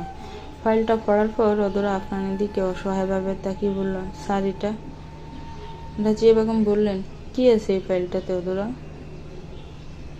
আফনান বলল, আমি বলছি। ওই ফাইলটাতে লেখা আছে অদরা 2 বছরের জন্য আমাদের কোম্পানির সাথে চুক্তিবদ্ধ হয়েছেন। এই 2 বছরে ওনাকে কোম্পানির হয়ে নানা ধরনের কাজ করতে হবে। এই 2 বছরের মধ্যে উনি চাইলেও এই জবটা ছাড়তে পারবেন না। আর কি? আর এই ফাইলটাতে এটাও লেখা আছে যে উনি 2 বছরের মধ্যে কারোর সাথে নিজেকে অন্য কোনো চুক্তিতে বাঁধতে পারবেন না। এবার অদরার দিকে তাকিয়ে, এমনকি উনি কাউকে বিয়েও করতে পারবেন না। আর এটাও স্পষ্ট করে লেখা আছে যে উনি যদি এই চুক্তির কোনো শর্ত ভঙ্গ করেন তাহলে কোম্পানি ওনাকে পুলিশের হাতে তুলে দিবে। অদরা এবার উঠে দাঁড়ালো। অসম্ভব, আমি মানি না এই চুক্তি। কেন? আপনি তো নিজেই সাইন করেছেন ওই পেপারসে। ভালো করে খেয়াল করে দেখুন, ওখানে আপনারই সাইন আছে। সেটা তো আছে, কিন্তু আমি এরকম পেপারস কবে সাইন করলাম? কই, আমার তো এমন কিছু মনে নেই। আপনার মুখে একটা বিকাল মার্কা হাসি দিয়ে বলল, একটু ভালো করে মনে করুন তো অদরা, আপনি কবে এই পেপারসে সাইন করেছিলেন? বাদ দিন, আমি মনে করিয়ে দিচ্ছি। মনে আছে আপনাকে কিছুদিন আগে আমি কিছু পেপারস দিয়েছিলাম সাইন করার জন্য? এই হলো সেই পেপারস, আর আপনি সেই দিনই ওই পেপার সাইন করে দিয়েছিলেন। মনে পড়েছে এবার? অতরার এবার মনে পড়ে গেল। কিন্তু আপনি তো বলেছিলেন আপনার কোম্পানির কিছু শর্তেতে লেখা আছে। আমি ভেবেছিলাম যে শর্তগুলো আপনি আমাকে ইন্টারভিউর দিন বলেছিলেন সেগুলোই এতে লেখা আছে, তাই আমি সেদিন সাইন করেছিলাম। আপনি তো আমাকে এই চুক্তিগুলোর কথা বলেননি। আর একটু ভালো করে মনে করুন মিস অদরা, আমি সেদিন আরও কিছু বলেছিলাম ওই পেপারসগুলোতে আরও কিছু লেখা আছে, পড়ে নেবেন, কিন্তু আপনি সেগুলো না পড়েই সাইন করে দেন। এখন বলুন, এখানে আমার দোষটা কোথায়? সব তো আপনিই করেছেন। অতটা এবার মনে মনে ভাবলো, হ্যাঁ তাই তো, স্যার ঠিক কথাই বলেছেন। স্যার তো সেদিন বলেছিলেন যে ভালো করে সবটা একবার পড়ে নিতে, কিন্তু আমি ভাবছিলাম তেমন জরুরি কথা হয়তো লেখা নেই ওটাতে, তাই পুরোটা না পড়েই সাইন করে দিয়েছিলাম। হাই আল্লাহ, এটা আমি কি করলাম? নিজের অজান্তেই কি সব শর্তে রাজি হয়ে গেলাম? এবার কি হবে? আপনার দিকে তাকিয়ে বলল, কিন্তু এসব কেমন চুক্তি? এরকম শর্তে কেউ দেয় নাকি? কোনো কোম্পানি আছে বলেন তো যেটা তাদের কর্মচারীদের এই ধরনের শর্ত দেয়? বাকি কোম্পানির কথা বলতে পারবো না, তবে আমার কোম্পানিতে সেটাই হবে যেটা আমি ঠিক করব। অদলার দিকে রেজিগনেশন লেটারটা বাড়িয়ে দিয়ে আফনান আবার বলল, এখন আপনি বলুন, আপনি কি করবেন? জেলে যাবেন নাকি রেজিগনেশন লেটার ছিঁড়ে ফেলে আবার অফিসে আসবেন? অদরা কিছু বলতে যাবে এমন সময় যে ছেলেটা অদরাকে দেখতে এসেছিল সে হঠাৎ বলে উঠল, আপনার আর্জেল, আপনাদের এতক্ষণ আশেপাশের লোকদের খেয়াল করেনি। কিন্তু ওই ছেলেটার কথায় ওর দিকে তাকে অবাক হয়ে গেল, কারণ ছেলেটা ছিল আপনার। ওই ছেলেটার দিকে কিছুক্ষণ অবাক দৃষ্টিতে তাকিয়ে রইল, তারপর বলল, আহাদ মির্জা। বাকিরা তো সব অবাক। আহাদ মুখবারা হাসি নিয়ে আপনার কাছে এসে ওকে জড়িয়ে ধরল। কেমন আছিস তুই? কতদিন পরে তোকে দেখছি। আমি তো ভালো আছি, কিন্তু তুই কবে দেশে আসলি? আর কেমন আছিস বল? আরে এই তো আছি ভালোই। পাশে দাঁড়িয়ে থাকা একজন পুরুষ আর একজন মহিলাকে দেখিয়ে বলল, এই হলো আমার মা বাবা। আসসালামু আলাইকুম আঙ্কেল আন্টি, আমি চিনতে পেরেছেন? আহাদের মা বললেন, ওয়ালাইকুম আসসালাম। আহাদের বাবা বললেন, হ্যাঁ চিনতে পেরেছি তো, তুমি তো আফনান। কলেজ ভার্সিটিতে থাকার সময় তো অনেকবারই এসেছো আমাদের বাড়িতে। তা বাবা কেমন আছো? আমি ভালো আছি আঙ্কেল। আহাদ বলল, তারপরে বল, কি অবস্থা তোর? এরই মাঝে জেরিন হঠাৎ বলল, দাঁড়ান, আপনারা একে অপরকে আগে থেকে চেনেন? আহাদ উত্তর দিয়ে বলল, জি, কলেজ আর ভার্সিটি আমরা দুজন অনেক ক্লোজ ফ্রেন্ড ছিলাম, আজ অনেক দিন পরে আমাদের দেখা হলো। তাই? ও আচ্ছা আচ্ছা, বুঝলাম। তারপর বল আফরান, কি অবস্থা তোর? আরে তুই তো দেখছি আগের থেকেও বেশি হ্যান্ডসাম হয়ে গেছিস। বলছি মামা, এত হ্যান্ডসাম হস না, না হলে আমি সহ বাকি ছেলেগুলো চিরকুমার হয়ে থাকবে। হাহা। আফরানও আহাদের কথা শুনে হাসতে লাগলো। আহাদ আবার বলল, আচ্ছা শোন, ওনার সাথে পরশুদিন কথা হয়েছিল আমার। ও বলল তুই নাকি দিশাকে বিয়ে করছিস। হ্যাঁ রে, আর 1 মাস পরে আমাদের বিয়ে। তোকে কিন্তু থাকতে হবে বিয়েতে। সে না হয় থাকা যাবে, সমস্যা নেই তাতে, কিন্তু একটা কথা বলতো, আরোহীর খবর কি? আরোহীর নামটা শোনার সাথে সাথে আফনানের মুখ থেকে হাসিটা গায়েব হয়ে গেল। আর এটা লক্ষ্য করলো অদরা। আফনান কথাটা ঘুরিয়ে বলল, আরে ওসব রাখ, তুই বলতো তুই মিস অদরাকে দেখতে এসেছিলি? আহাদ অসহায় মুখ করে বলল, হ্যাঁ রে। আহাদের কাঁধে হাত রেখে দুঃখ বারাকান্ত মুখ নিয়ে আফনান বলল, সরি রে ভাই, কিন্তু তোরা আর এই বিয়েটা করা হবে না, কারণ তুই যাকে দেখতে এসেছিস সে এখন জেলে যাবে, কিচ্ছু করার নেই রে। সরি। অদরা এবার বলল, জেলে যাব মানে? আমি কোথাও যাব না। এরকম বললে তো হবে না মিস অদরা, আপনাকে তো কোথাও না কোথাও যেতেই হবে, হয় জেলে না হয় আমার অফিসে। অদরার সামনে রেজিগনেশন লেটারটা নাচাতে নাচাতে বলল, বলুন আপনি এবার কি করবেন? ছিড়বেন এটা? যাবেন আমার সাথে অফিসে? অদরা আফনানের মুখ থেকে ঘুরিয়ে বলল, দেখুন স্যার, কাল যা হয়েছে তা আপনার এত সহজে বলতে পারলো, আমি কোনো দিন বলতে পারবো না। যেখানে আমার কোনো সম্মান নেই সেখানে আমি কেন যাব? আর যদি যাইও সেটা আপনার হবু বউ সহ্য করতে পারবে না। আর যদি অফিসের সবাই আপনাকে সম্মান দেয় তাহলে জবটা করবেন তো? আপনার দিকে তাকিয়ে অদরা বলল, মানে? আপনার অদরার কথার উত্তর না দিয়ে অদরার এক হাত ধরে ওকে সাথে করে নিয়ে যায়। অদরা সহ বাকিরা বাধা দিলেও আপনার কাউকে পাত্তা দেয় না। অদরাকে গাড়ির সামনে এনে ঘাড়ের দরজা খুলে দিয়ে বলল, ভিতরে বসুন। কেন? যেটা বলছি সেটা করুন। না, আমি বসবো না। কোথায় নিয়ে যাবেন আমাকে? আমি কোথাও যাব না। আপনার এবার রাগ হয়ে গেল, তাই একটু চিল্লানি দিয়ে বলল, এত বেশি ভোজন কেন? যেটা বলছি সেটা করলে মহাভারত অশুদ্ধ হয়ে যাবে না? বসুন বলছে গাড়িতে। অদরা এর আগে কোনোদিনও আপনাকে এভাবে রেগে কথা বলতে দেখেনি, তাই একটু ভয় পেয়ে গাড়িতে বসলো। সারা রাস্তা অদরা আর একটা কথাও বলল না। কোথায় নিয়ে যাচ্ছে, কেন নিয়ে যাচ্ছে খুব ইচ্ছে করছিল জানতে, কিন্তু প্রশ্ন করার সাহস পেল না, যদি আবার বকা দেয়। আপনানের গাড়ি এসে থামলো ওর অফিসের সামনে। অদরা মনে মনে ভাবলো, হায় হায়, স্যার তো দেখি আমাকে অফিসে নিয়ে এসেছে। কালকের অপমানটা কি কম ছিল? আবার নতুন করে অপমান করার জন্য নিয়ে এসেছে। ও আল্লাহ, বাঁচাও তুমি আমায় তোমার উপর থেকে। কি হলো অদরা, কানে শুনতে পাচ্ছেন না? কখন থেকে ডাকছে আপনাকে, কোথায় হারিয়ে গেছিলেন? কি ভাবছিলেন এখন এমন? অদরা মাথা নিচু করে বলল, কিছু না। আচ্ছা তা নামুন এবার গাড়ি থেকে। নেমে পাশে দাঁড়িয়ে থাকুন। অদরা চুপচাপ গাড়ি থেকে নেমে দাঁড়ালো। আপনান গাড়ি থেকে নেমে অদরার হাত ধরে অফিসের ভিতরে ঢুকে গেল। সবাই আপনান আর অদরাকে এভাবে দেখে অবাক হয়ে গেল। অনেকে তো ওদেরকে নিয়ে কথা বলাও শুরু করে দিল। আপনান অদরাকে নিজের রুমে নিয়ে আসলো। তারপর ম্যানেজারকে ফোন দিয়ে বলল, ম্যানেজার সাহেব, 10 মিনিটের মধ্যে আমি অফিসের সব স্টাফকে কনফারেন্স রুমে দেখতে চাই। 10 মিনিটের মধ্যে সবাইকে সেখানে আসতে বলুন। জি স্যার। অদরা মনে মনে বলল, সবাইকে কনফারেন্স রুমে ডাকছেন কেন? আবার কি হবে তা আল্লাহই জানে। প্লিজ আল্লাহ আমাকে বাঁচাও, আর কোনো অপমান সহ্য করতে পারবো না, প্লিজ কিছু করো। 10 মিনিট পরে আপনার অদরাকে নিয়ে অফিসের কনফারেন্স রুমে গেল আর দেখলো আপনার অদরার হাত ধরে কনফারেন্স রুমে এসে দেখলো সবাই সেখানে রয়েছে। আপনার অদরাকে সবার সামনে নিয়ে আসলো। তারপর ম্যানেজারকে বলল, দিশা কোথায়? ও কেন আসেনি এখনো? আমি তো আপনাকে বলেছিলাম যে 10 মিনিটের মধ্যে আমি সবাইকে এখানে চাই, কিন্তু দিশা কেন আসেনি? এমন সময় দিশা মুখে একটি হাসি নিয়ে রুমের দরজা থেকে বলল, এই তো জান, আমি এসে গেছি। কথাটি বলার পরই যেই দিশার চোখ অদরার উপরে পড়লো, তখনই ওর মুখটা কালো হয়ে গেল। রেগে কটমট করতে করতে বলল, এ মেয়ে, আবার কেন এসেছো এখানে? লজ্জা শরম কি বাজারে বেঁচে এসেছো? অদরা কড়াভাবে বলতে গেল, দেখুন আমি। কিন্তু ওর কথা শেষ হওয়ার আগে আফনান বলল, তোমার আর এখানে উপস্থিত সবার প্রশ্নের উত্তর দিচ্ছি আজ আমি, দিবইশা। আপনারা সবাই দেখেছেন যে কাল আমার কেবিনে কি হয়েছিল। কিন্তু আপনারা আসলে সত্যিটা জানেন না। আমাকে আর অদরাকে এই অবস্থায় দেখে আপনারা ভেবে নিলেন যে অদরার চরিত্রে দাগ আছে, কিন্তু সেটা আপনাদের একটা মিথ্যা ভাবনা ছাড়া কিছুই নয়। এখন আমি আপনাদের সব সত্যিটা বলছি, তারপর আপনার কালকে সব ঘটনা শুরু থেকে সবাইকে বলল।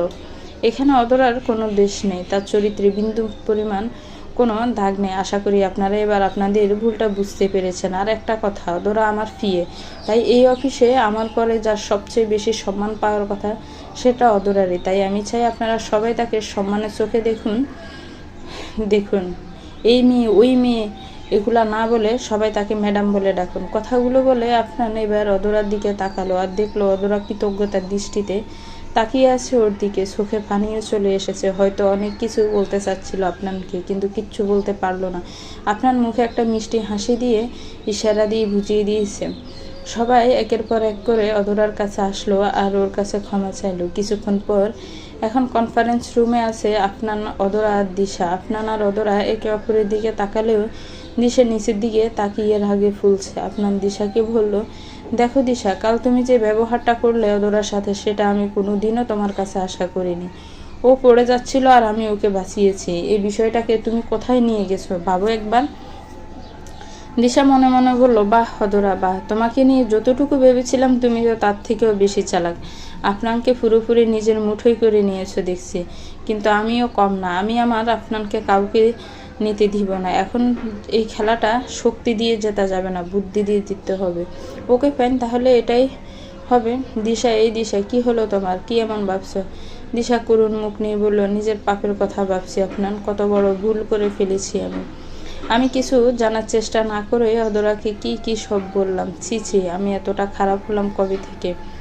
অদরার কাছে এসে ওর হাত দুটি ধরে দিশা বলল, প্লিজ অদরা, আমাকে ক্ষমা করে দাও। আমি বুঝতে পারিনি তোমায়, প্লিজ ক্ষমা করে দাও আমায়।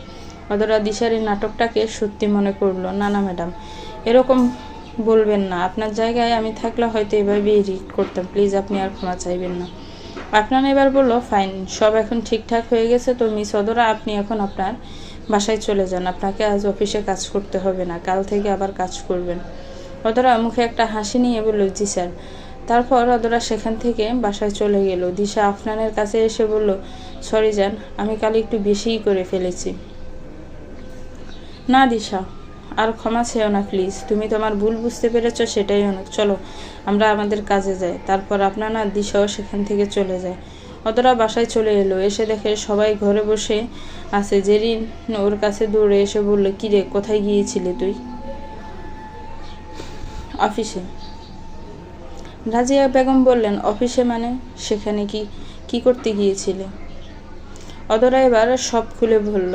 অদরার কথা শোনার পর জেরিন রাজিয়া বেগমের কাছে এসে পিস করে বলল, মামনি, বুঝলে তো এবার কেন আপনার স্যারকে তোমার জামাই বলছিলাম? রাজিয়া বেগম জেরিনের কথা শুনে একটু হাসলেন। তারপর অদরাকে বললেন, আচ্ছা বাদ দে এখন এসব। শেষ ভালো যার সব ভালো তার, আর ভাবিস না কিছু। এখন যা, চেঞ্জ করে আয়, আমি সবার জন্য খাবার বাড়ছি। রাতের বেলা দিশা কেবল ঘুমাতে যাবে এমন সময় ওর ফোনে কে যেন কল দিল। দিশা ফোনটা রিসিভ করলো। হ্যালো, কে বলছেন? আমি আহাদ বলছি। আহাদ, তুই হঠাৎ কোন ফোন দিলে কে যে? আচ্ছা, কেমন আছিস বল, কি খবর তোর? আমি ভালো আছি রে, তোর কি খবর? এই তো ভালো। তুই তো বিদেশে গিয়ে আমাদেরকে ভুলেই গেলি, কোনো যোগাযোগই রাখিসনি। শোন দিশা, এসব উল্টাপাল্টা কথা বললে কিন্তু ফোনের মধ্যে থেকে তোকে থাপ্পড় মারবো। দুজনেই হাসতে লাগলো। আরে, তোদের সাথে যোগাযোগ করতে পারিনি ঠিক, কিন্তু আমি ওনার সাথে সবসময় কানেক্ট ছিলাম আর ওর কাছে থেকেই তোর নাম্বার নিয়ে এখন কথা বলছি। ও হ্যাঁ, সে তুই ভালোই করেছিস। ভালো কথা, কনগ্রাচুলেশনস দোস্ত। শুনলাম আপনার সাথে নাকি তোর বিয়ে ঠিক হয়েছে। হ্যাঁ রে, তোকে কিন্তু থাকতে হবে আমাদের বিয়েতে। অবশ্যই থাকবো। আপনার আমাকে সকালে এতবার করে বললো আর এখন তুই বলছিস। এবার না গেলে তো আর হয় না। আপনার তোকে বলেছে মানে? তোর সাথে আপনার দেখা হয়েছে নাকি? হ্যাঁ রে, সকালে হয়েছিল। নিজের জন্য মেয়ে দেখতে গিয়েছিলাম, কিন্তু আপনার সাথে দেখা হয়ে গেল। মেয়ে দেখতে গিয়েছিলে মানে? তুই বিয়ে করবি নাকি? এই কবে করবি? আচ্ছা বল, মেয়ে দেখতে কেমন, কি করে, নাম কি, বাড়ি কোথায়? ওরে থাম, ওই মেয়েটা আর বিয়ে করা হবে না। কেন? তোর হবু বর এসেই তো সব পণ্ড করে দিল। মানে আপনার কি করেছে? কেন, তুই কিছু জানিস না? আপনার কিছু বলেনি তোকে? কোন বিষয়ে কি বলবে ও? আচ্ছা তুই বল তো। আহাদ এবার সকালের ঘটনাটা দিশাকে বলল। এবার বুঝলি কিভাবে আপনার আমার বিয়েটা ভেঙে দিল? এ নিয়ে ও ভালো কাজই করেছে। কেন, তোর কাছে আর কি লুকাবো? যে মেয়েটাকে দেখতে গিয়েছিলাম তাকে না, আমার অন্য কাউকে পছন্দ হয়ে গেছে। কি বলিস? কি সে? কে সে মেয়ে? রিল্যাক্স, সেইভাবে কিছু জানি না, আগে সব জেনে নিই তারপর তোকে বলবো। আচ্ছা এখন রাখি রে ভাই। আচ্ছা ভাই। দিশা ফোনটা রেখে রুমের বারান্দায় গিয়ে দাঁড়ালো। একবার তোমাকে হারিয়েছি আফনান, আর তোমাকে হারাতে পারবো না। তোমাকে পাওয়ার জন্য অনেক কিছু করেছি, তোমাকে তো কোনোভাবেই আর হারালে চলবে না। যে তোমাকে আমার কাছ থেকে কেড়ে নেওয়ার চেষ্টা করছে সে কোনোদিনও আমাকে আর তোমাকে আলাদা করতে পারবে না। আফনান সকাল সকাল গাড়ি নিয়ে অফিসের উদ্দেশ্যে বের হলো, কিন্তু আজও অন্য রাস্তা দিয়ে যাচ্ছে। এই রাস্তার মধ্যে অদরার বাড়ি এসে পড়ে। গাড়ি চালাতে চালাতে আফনান হঠাৎ গাড়ি থামিয়ে দিল। ওর চোখ পড়লো একটি মেয়ের উপর, যে ছাদের উপর উঠে পানি দিচ্ছে। আফনান গাড়ি থেকে নেমে মেয়েটিকে দেখতে লাগলো। হ্যাঁ, ঠিক ভাবছে আপনার, মেয়েটি আর কেউ নয়, অদরা নিজে। সকাল সকাল ঘুম থেকে উঠে ছাদে যেয়ে পানি দিচ্ছে। কিছুক্ষণ পর অদরা নিচে নেমে গেলেও আপনার ছাদের দিকে তাকিয়ে থাকলো। 10 মিনিট পর বাসা থেকে বেরোতে বেরোতে অদরা জোরে চিৎকার দিয়ে বলল, আরে মামুনি, তুমি চিন্তা করো না, আমি বাইরে থেকে কিছু খেয়ে নেব, এখন আর সময় নেই, অনেক দেরি হয়ে গেছে। আজ অদরা এবার গেট খুলতে লাগলো। আজ আবার দেরি হয়ে গেল। কিভাবে যে দেরিটা হলো আল্লাহই ভালো জানে। আজ যদি স্যারকে বকা দেন তাহলে কি হবে? কথাটা শেষ করতে পারল না অদরা, কারণ গেট খুলে দেখে সামনে আফনান গাড়ি নিয়ে দাঁড়িয়ে আছে। স্যার, আপনি এখানে কি করছেন? এই রাস্তা দিয়ে যাচ্ছিলাম, হঠাৎ আপনাদের বাসার ছাদের গাছগুলোর দিকে চোখ পড়লো, তাই আর কি একটু দেখছিলাম, অনেক সুন্দর লাগছে দেখতে। আচ্ছা আপনি আসুন, আমি যাচ্ছি অফিসে। এই বলে আপনার গাড়ির দিকে যেতে লাগলো। হঠাৎ দাঁড়িয়ে গেল, অদরার দিকে ফিরে বলল, আপনাকে একটা কথা বলতে তো ভুলে গেছিলাম। সকালবেলা রাজু ফোন দিয়েছিল আমাকে। রাজুকে চেনেন তো? আপনাকে যে অফিসে আনা নেওয়া করে। জি স্যার, চিনি তো। হ্যাঁ, রাজু ফোন দিয়ে বলল সে আজ কাজে আসতে পারবে না, তার নাকি অনেক শরীর খারাপ। তো অদরা, এখন আপনাকেই সব ম্যানেজ করতে হবে, কেমন? আচ্ছা আমি আসি এবার, আপনিও তাড়াতাড়ি চলে আসুন। এই বলে আপনার গাড়ির ভেতরে বসে পড়লো। অদরা মনে মনে ভাবলো, এই কেমন মানুষ, জানে যে আজ অফিসের গাড়ি আমাকে নিতে আসবে না, তাও আমাকে সঙ্গে করে নিয়েই একা একা চলে যাচ্ছে। জানি বললে যেতাম না, তাও একবার বলে দেখতে পারতো তো। উনি আবার আমাকে কেন এসব বলতে যাবেন? আমি ওনার কি? এমন সময় আপনার গাড়ির কাজ খুলে বলল, আচ্ছা আপনি তো এখন অফিসেই যাচ্ছেন, চলেন একসাথে যাই। অদরা আবার মনে মনে বলল, আরে যা ভাবছিলাম তাই তো হলো দেখছি। স্যার আমাকে আর সাথে যেতে বলছেন? না না অদরা, এখনই হ্যাঁ বলা যাবে না, তাহলে ভাববে তার সাথে বলে আসি। না স্যার, আজ থাক, অন্য কোনো দিন যাব, আপনি যান। আপনার কি একটা ভেবে বলল, আচ্ছা ঠিক আছে, আপনি আপনার মতোই আসুন, আমি গেলাম। আপনার চলে গেল। অদরা বেকুবের মতো দাঁড়িয়ে থেকে আপনার চলে যাওয়া দেখল। এটা কি হলো? আরেকবার জিজ্ঞাসা না করেই চলে গেল। অবশ্য যাবে না তো থাকবে নাকি? ওটা তো মন থেকে বলেনি, বলেছে ফর্মালিটি রক্ষার জন্য। আর আমারও বলিহারি বটে, কেন যে মিথ্যা আশা করতে গেলাম, ভালো লাগে না। যাই এখন অফিসে যাই। অদরা অফিসে আসার পরে আপনার রুমে গেল। সেখান থেকে কিছু ফাইল নিয়ে নিজের কেবিনে চলে আসলো। কিছুক্ষণ পর দিশা হাতে একটা ফাইল নিয়ে অদরার কেবিনে এলো। অদরা দিশাকে দেখে একটু অবাক হলো, আর রীতিমতো একটু ভয়ও ফেলো, না জানি আবার কি বলবে। অদরা চেয়ার থেকে উঠতে উঠতে বলল, ম্যাডাম আপনি কেন কষ্ট করে এলেন? কোনো কাজ থাকলে আমাকে ডাকতেন, আমি চলে আসতাম। ইটস ওকে অদরা, তুমি এত এক্সাইটেড হইও না। আসলে আমি আরও একবার তোমার কাছে ক্ষমা চাইতে এসেছি। কিন্তু কেন ম্যাডাম? অদরা, আমি তোমার সাথে সেদিন যেভাবে ব্যবহার করেছিলাম তার জন্য আমি সারা জীবন তোমার কাছে ক্ষমা চাই, তাও মনে হয় আমার মন শান্ত হবে না। ম্যাডাম আমি সব ভুলে গেছি, এবার আপনিও সব ভুলে যান। এবার বলুন তো কোন কাজ ছিল আমার কাছে? ও হ্যাঁ অদরা, এই ফাইলে কিছু পেপারস আছে, সেগুলো তো আপনার সাইন লাগবে, তো তুমি একটু এই পেপারসে ওর সাইন এনে দিতে পারবে?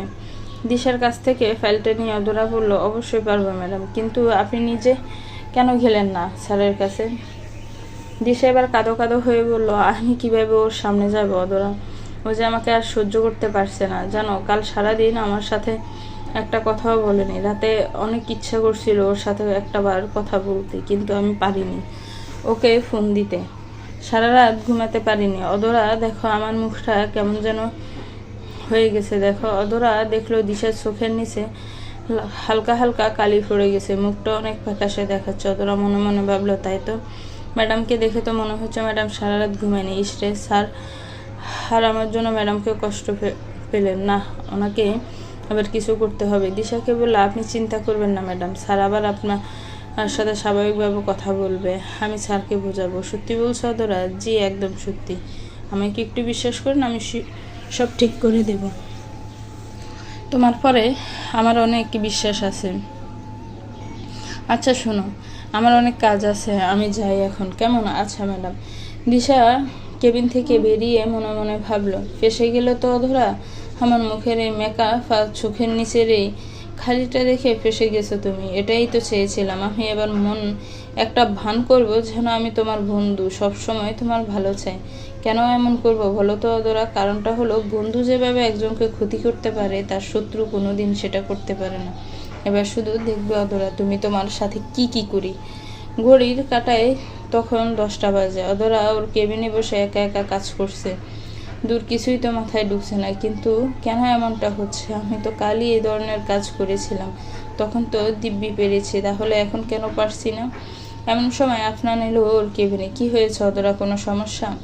স্যার আপনি কই? না তো স্যার, কোনো সমস্যা নেই। ও আচ্ছা, আমি ওই ফাইলগুলো নিতে এসেছি যেগুলো আপনাকে সকালে দিয়েছিলাম, আপনি দিতে দেরি করছেন দেখে আমি নিজেই চলে এলাম। ওহ, মনে মনে বললো, এই রে, এবার কি করি? ফাইলগুলো তো সব শেষ করতে পারিনি এখনো, কি বলি এবার স্যারকে? আপনার দিকে তাকিয়ে বলল, আসলে স্যার হলোটা কি যে ওই ফাইলগুলো কি করছেন অদরা? ঠিক করে বলুন তো কি হয়েছে? আসলে স্যার ফাইলগুলো এখনো আমি শেষ করতে পারিনি। কি? মাত্র 3টা ফাইল দিয়েছিলাম, এই 2 ঘন্টার মধ্যে শেষ করতে পারলেন না? অন্যদিন তো অনেক তাড়াতাড়ি কাজ করে ফেলেন, তাহলে আজ কি হলো? কি হয়েছে আপনার? আপনি কি অসুস্থ? না স্যার, আমি তো ঠিক আছি। তারপর হঠাৎ করেই বলল, মনে হয় আর সকালে খেয়ে আসেনি বলে মাথায় কিছু ঢুকছে না। কথাটি বলেই অদরা মনে মনে ভাবলো, হায় এটা কি বললাম, স্যার এবার কি ভাববেন আমাকে নিয়ে? ওহ আইসি। জানেন তো অদরা, আমি আপনাকে একটা সহজ সরল মেয়ে ভেবেছিলাম, কিন্তু আপনি তো দেখছি রাক্ষস টাইপ লোক। আপনার মজাটা শুনে অদরা খেপে গিয়ে বলল, কি রাক্ষস টাইপ লোক? এই যে পেটে খাবার না পড়লে আপনি কাজ করতে পারেন না। অদরা এবার অন্যদিকে মুখ ঘুরিয়ে বলল, সেটা তো কোনো মানুষই করতে পারে না স্যার। আপনি কি পারতেন সকালে না খেয়ে এসে এতক্ষণ কাজ করতে? অদরা আপনার কিছু বলতে যাবে এমন সময় ওর ফোন এলো। ফোন রিসিভ করে বাইরে চলে গেল কথা বলতে। কিছুক্ষণ পর অদরার রুমে কলিং বেলের আওয়াজ এলো। স্যার আবার আমাকে এখন ডাকছেন কেন? না জানি আবার কি জ্ঞান দেবেন। যাক বাবা, ফাইলের কাজ তো শেষ হয়ে গেছে, দিয়ে আসি এগুলো। অদরা ফাইলগুলো নিয়ে আপনার কেবিনে ঢুকলো। ফাইলগুলো টেবিলের উপর রেখে বলল, স্যার ফাইলের কাজ শেষ। থ্যাঙ্কস। এবার একটা কাজ করুন। কি? আমার সাথে একটু বাইরে চলুন। কোথায় যাব স্যার? আপনার গাড়ির চাবি নিয়ে কেবিন থেকে বেরোতে বেরোতে বলল, আরে চলুন তো, গেলেই বুঝতে পারবেন। অদরার কিছু না বলে আপনানের পিছন পিছন চলে গেল।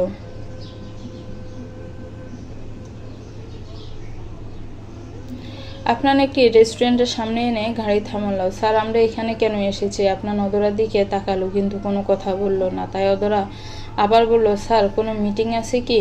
নামো। কি? নামেন। গাড়ি থেকে নেমে দাঁড়ান। আমি গাড়িটা পার্ক করে এলে একসাথে ভেতরে ঢুকবো। অদরা গাড়ি থেকে নেমে দাঁড়ালো। কিছুক্ষণ পর আপনার এলে একসাথে রেস্টুরেন্টে ঢুকে আপনার অদরাকে নিয়ে মিউজিক শুটে গেল। সেখানে একটি টেবিলে 2জন বসলো। স্যার আপনি তো এখনো বললেন না যে আমরা কেন এখানে এসেছি? খেতে। খেতে আচ্ছা, আপনি আমার প্রত্যেক কথায় এরকম অবাক হয়ে যান কেন বলুন তো? প্রত্যেক বিষয়ে চোখগুলো এত বড় বড় করার কি আছে? সরি স্যার, কিন্তু খেতে এসেছি খেতে এসেছি অদরা। আর এর আবার কি মানে বলবো, রেস্টুরেন্টেও তো মানুষ বিয়ে করতে আসে না, খেতেই তো আসে, আমরাও খেতে এসেছি, বুঝলেন? না স্যার, বুঝলাম না, সত্যি বলছি, অন্যদিন তো এখানে আসি না, তাহলে আজ কেন এলাম? আপনি কিছুক্ষণ আগে একটা প্রশ্ন করেছিলেন আমায় যে সকালে না খেয়ে এসে আমি 10টা পর্যন্ত অফিসের কাজ করতে পারবো কিনা। তার উত্তরটা এখন দিচ্ছি। জেনারেলি আমি ব্রেকফাস্ট করেই বাসা থেকে বের হই, কিন্তু আজ ইচ্ছে করছিল না ব্রেকফাস্ট করতে, তা না খেয়েই বেরিয়ে পড়ছিলাম। ভেবেছিলাম অফিসে কিছু খেয়ে নেব, কিন্তু কাজের চাপে আর খাওয়া হয়নি। তারপর যখন আপনি বললেন যে আপনি সকালে খেয়ে আসেননি, তার জন্য কোনো কাজ করতে পারছেন না, তাই আপনাকে নিয়েই খেতে চলে এলাম। ওদেরা কিছু বলতে যাবে এমন সময় একটা ওয়েটার এসে বলল, কি নেবেন স্যার? আপনার গড়গড় করে 7টা ডিশ অর্ডার করলো, আর সাথে কোল্ড ড্রিঙ্কসও। ওদরা তো এসব দেখে পুরাই অবাক। ওয়েটারটা চলে গেল। আপনার ওদরাকে বলল, এমনভাবে অবাক হবেন না প্লিজ, আসলে আমি খেতে খুব ভালোবাসি, আর এই রেস্টুরেন্টের খাবারগুলো আমার অনেক ভালো লাগে। আজ অনেক দিন পর এখানে এলাম, তাই পছন্দের সব খাবার অর্ডার করলাম। এই যা, আপনার কথা তো আমি অর্ডার দিচ্ছি। না না স্যার, আপনি যা অর্ডার করেছেন তাতেই চলবে। আচ্ছা ঠিক আছে। অধরে এবার মনে মনে ভাবলো, স্যার তাহলে এত খান, কিন্তু কই, স্যারকে দেখে তো এমন কিছু মনে হচ্ছে না, দিব্যি ফিট আছে, এটা কিভাবে সম্ভব? কথাগুলো ভাবতে ভাবতে অধরা আফনানের দিকে তাকিয়ে পড়লো।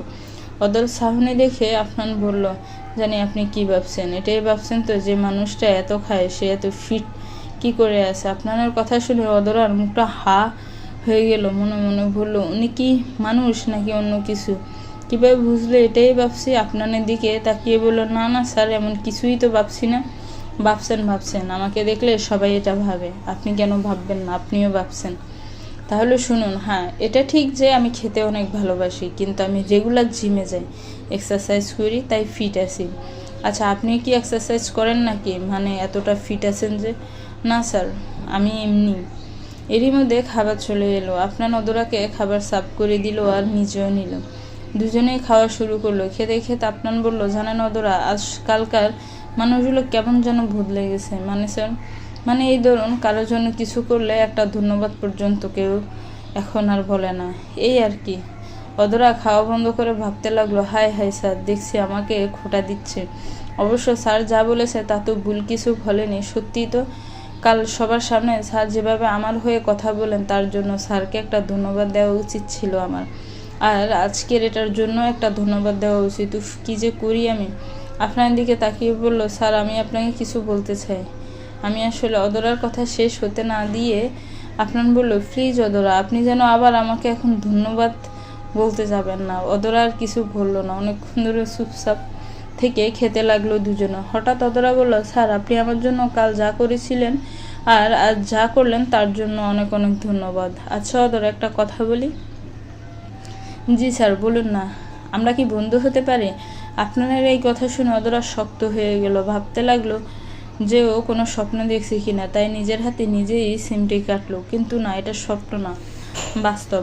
অদরা এই অবস্থায় দেখে আফনানকে বলল, কি হলো আবার, এরকম রিয়েক্ট দিচ্ছেন কেন? ফ্রেন্ড হতে বলেছি, বউ না। স্যার কি বলছেনটা কি আপনি? আমি আপনার সাথে ফ্রেন্ডশিপ কি করে করতে পারি? কি করে আবার? হ্যান্ডশেক করে। এই বলে আপনার জোর করে অদরার হাত ধরে হ্যান্ডশেক করলাম। অদরা হাত সরিয়ে নিয়ে বলল, না স্যার, এটা হয় না, আমি আপনার ফ্রেন্ড হতে পারি না। আপনার ফিয়ে হয়ে দিশা ম্যাডামের কাছে এত কথা শুনতে হয়েছে, আপনার ফ্রেন্ড হলে না জানি আরও কি কি শুনতে হবে। কেন? আপনি তো আমার ফ্রেন্ড হবেন, আমার বউ তো না যে দিশা আপনাকে ওর সতীন ভেবে আপনার সাথে খারাপ ব্যবহার করব। স্যার কী সব বলছেন আপনি? আচ্ছা, আপনি তো বাংলাই কথা বলছি, এমন কোনো ভাষায় তো কথা বলছি না যে আপনি আমার সাথে কথা বুঝতে পারছেন না। দেখুন, ফ্রেন্ড হতে বললাম কারণ আমাদের একসাথে অনেক দিন কাজ করতে হবে। এই 2 বছর ডিলের মাথা মনে আছে আপনার? হ্যাঁ, আমাদের মধ্যে ফ্রেন্ডশিপটা থাকলে আমাদের কাজ করতে সুবিধা হবে। ওরা কিছুক্ষণ ভেবে বলে, আচ্ছা স্যার, ঠিক আছে, থ্যাংক ইউ। আচ্ছা, আমাকে একটা পারমিশন দিবেন? আমি আপনাকে কিসের পারমিশন দিতে পারি স্যার? তুমি বলার মানে হলো, দেখুন, ফ্রেন্ডশিপে সবাই আপনি চলে না, এখানে তুমি চলে। তাই বলছিলাম, যেহেতু আমরা এখন ফ্রেন্ড, তাই আমি আপনাকে তুমি করে বলবো, আর আপনি আমাকে তুমি করে বলবেন। কি রাজি তো? স্যার, আপনি আমাকে তুমি করে বলতেই পারেন, কিন্তু আমি আপনাকে তুমি করে বলতে পারবো না, বুঝতেই পারছেন।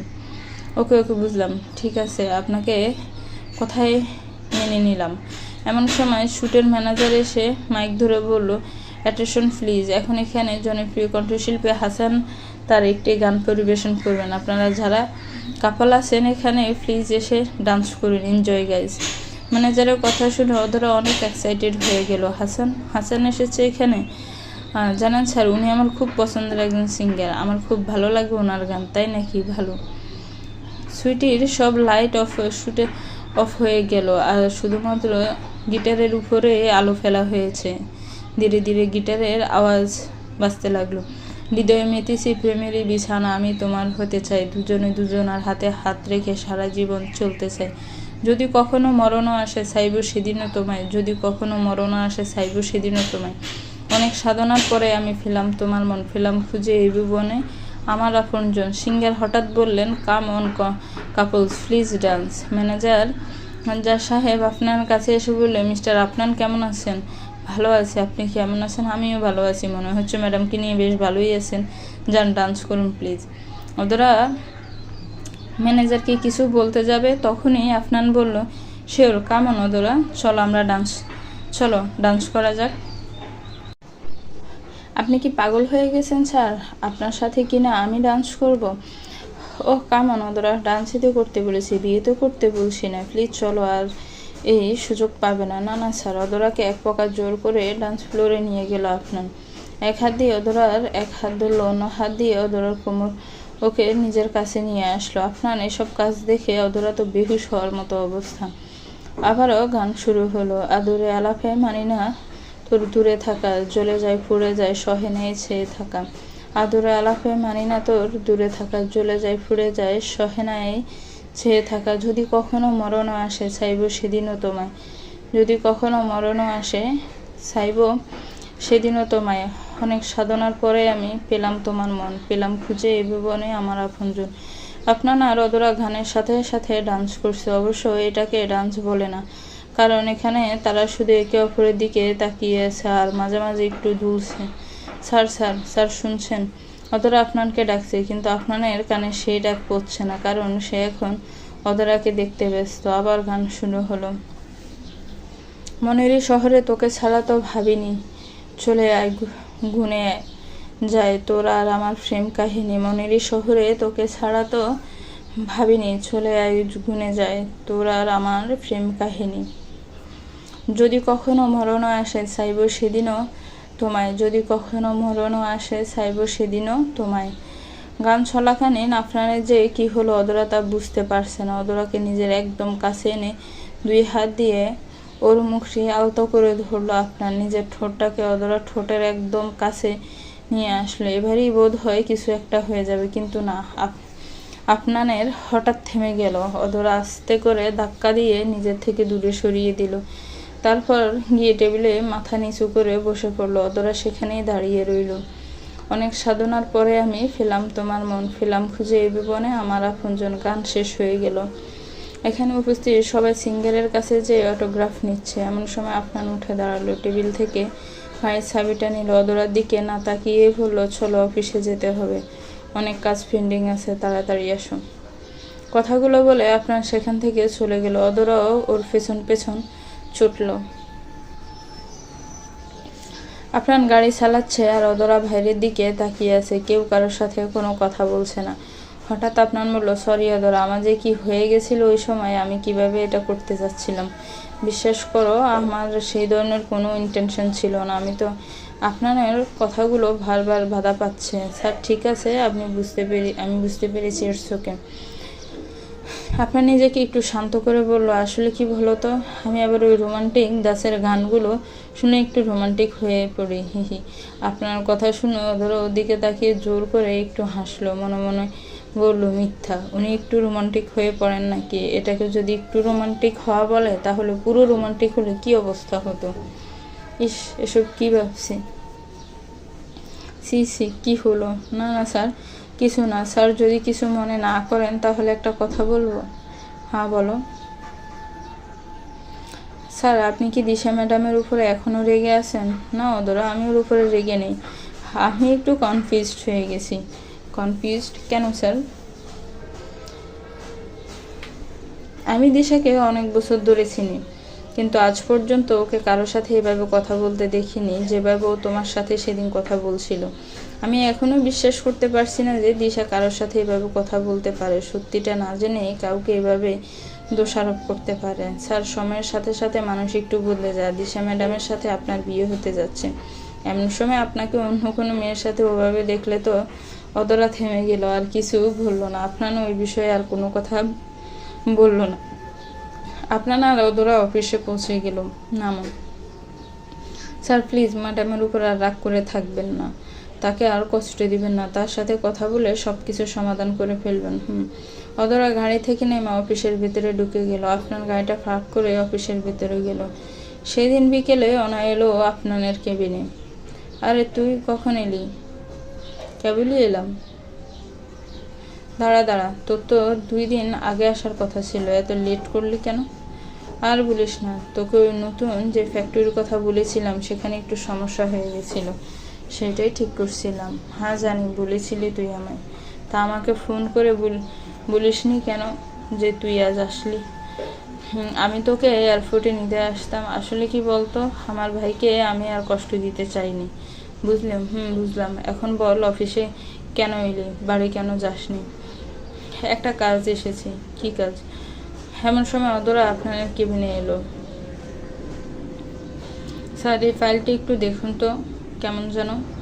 কথাটি অদরা শেষ করতে পারলো না, ওনাকে দেখে চুপ হয়ে গেল। তারপর বলল, আরে আপু, কেমন আছেন? ভালো আছি অদরা, তুমি কেমন আছো? এই তো ভালোই আছি। আপনারা বোধহয় কিছু দরকারি কথা বলছিলেন। আচ্ছা, আপনারা কথা বলুন, আমি আসছি। আর অদরা, শোনো। জি আপু। সবাইকে বলে দাও 5 মিনিটের মধ্যে কনফারেন্স রুমে আসতে, আমার কিছু বলার আছে সেখানে। আফনান বলল, তোর আবার সবাইকে কি বলার আছে? সেটা ওখানে গেলেই জানতে পারবি। যাও অদরা, সবাইকে আসতে বলো। অদরা সবাইকে কনফারেন্স রুমে আসতে বলল। 5 মিনিট পরে অফিসের সবাই কনফারেন্স রুমে উপস্থিত হলো। দিশা ওনাকে দেখে বলল, আরে ওনা, এখন তো বল, কেন ডেকেছিস সবাইকে এখানে? কি বলবি বল। বলছি সবার উদ্দেশ্যে বলল, আপনারা তো সবাই জানেন আর 2 দিন পর নিউ ইয়ার, আর প্রতি বছর আমাদের অফিস থেকে নিউ ইয়ারে একটা পার্টি অ্যারেঞ্জ করা হয়। এই পার্টিতে আমাদের সকল স্টাফরা উপস্থিত থাকে। সবাই মানে ঢাকা, চট্টগ্রামে সব স্টাফ নেই। বছরেও তার ব্যতিক্রম হবে না। ওনার কথা শুনে সবাই অনেক খুশি হয়ে গেল। এবার আপনারাই আমাদের বলেন, এবছরে কোথায় পার্টিটা করতে চান? সবাই এক এক করে সবার মতামত দিল। দিশা বলল, আমি বলেছিলাম কি যে কক্সবাজারে করলে কেমন হয়। আপনান বলল, কিন্তু দিশা, আমরা তো 3 বছর আগে সেখানেই করেছিলাম, আবার ওখানে পার্টিটা করতে বলছো কেন? তো কি হয়েছে? তুমি তো জানো আমার সমুদ্র কতটা ভালো লাগে, তাই আমার মনে হয় ওখানে করলেই ভালো হবে। সরি দিশা, কিন্তু এখানে তোমার একটা কথাটা ভাবলে তো চলবে না, সবাইকে নিয়ে ভাবতে হবে। আপনানকে থামিয়ে দিয়ে অনা বলল, না আপনান, দিশা ঠিকই বলেছে, কক্সবাজার গেলে খারাপ হয় না। আর এমনিতে আমরা সবাই 3 বছর আগে সেখানে গিয়েছিলাম, তখনকার অনেকেই এখন আমাদের সাথে নেই, আর এখনকার অনেকেই তখন ছিল না, যেমন অদরা। কি অদরা, কিছু বলো? আমি আবার কি বলবো আপু, আপনার যেটা ভালো বুঝেন সেটাই করেন। এটা কেমন কথা অদরা? তুমি আপনানের ফিয়ে, তোমার তো একটা অধিকার আছে এই বিষয়ে কথা বলার। আফটার অল আমাদের পরে তোমারই তো স্থানীয় অফিসে। ওনার কথা শুনে দিশা তেলে বেগুনে জ্বলতে লাগলো, কিন্তু কাউকে কিছু বুঝতে দিল না।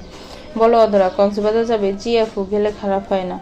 ওকে ফাইন, তাহলে ঠিক হয়ে গেল যে আমরা সবাই কক্সবাজার যাব। সবাই শোনো, তোমরা যারা যারা যেতে আগ্রহী তারা তাদের নামগুলো ম্যানেজার সাহেবের কাছে দিয়ে দিবে আজকের মধ্যে। আমরা রাতে সবার টিকিট কনফার্ম করবো। আর হ্যাঁ আপনার, তুই তোর টিম নিয়ে কক্সবাজার চলে যাস, আমি আমার টিম নিয়ে ওখানে ডাইরেক্ট কক্সবাজার চলে যাব।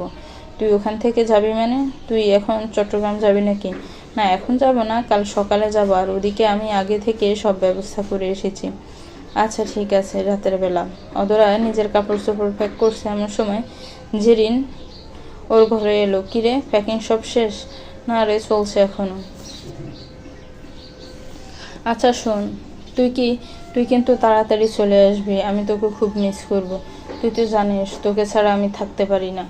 অদরা জেরিনকে কিছু বলতে যাবে, এমন সময় রাজিয়া বেগম এসে বললেন, থাকতে পারিস না বললে তো হবে না জেরিন, ওকে ছাড়া থাকতে তো অভ্যাস করতে হবে। যখন তোদের বিয়ে হয়ে যাবে তখন তো তোরা আলাদা থাকবি।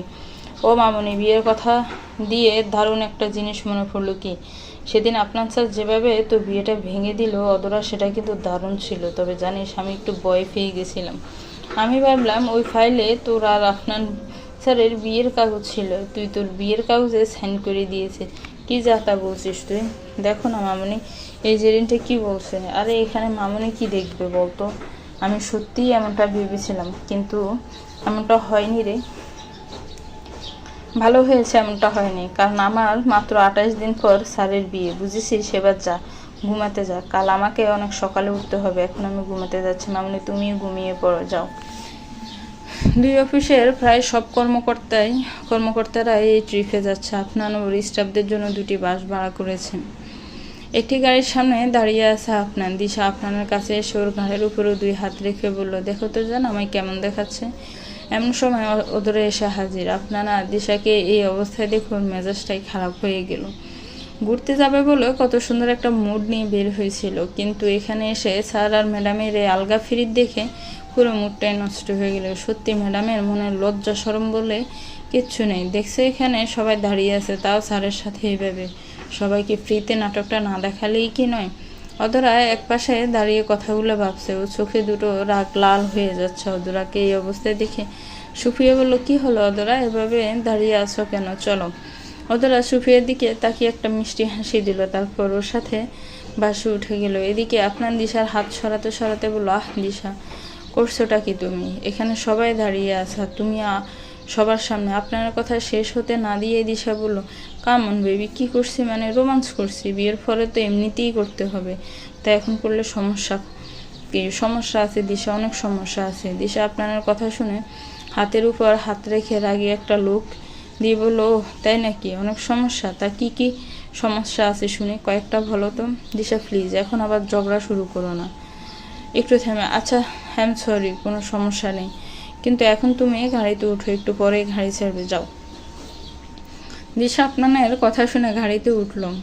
গাড়িতে উঠার পর জানালা দিয়ে গলা ভারিয়ে আপনানকে বলল, তুমি দাঁড়িয়ে আছো কেন? এসো, তুমিও গাড়িতে উঠো, আসো। আপনার দিশার দিকে তাকিয়ে মুচকি হেসে বলল, আসলে দিশা, আমার একটা কাজ থেকে গেছে অফিসে, তুমি বসো, আমি কাজটা করে আসছি। কি কাজ মানে?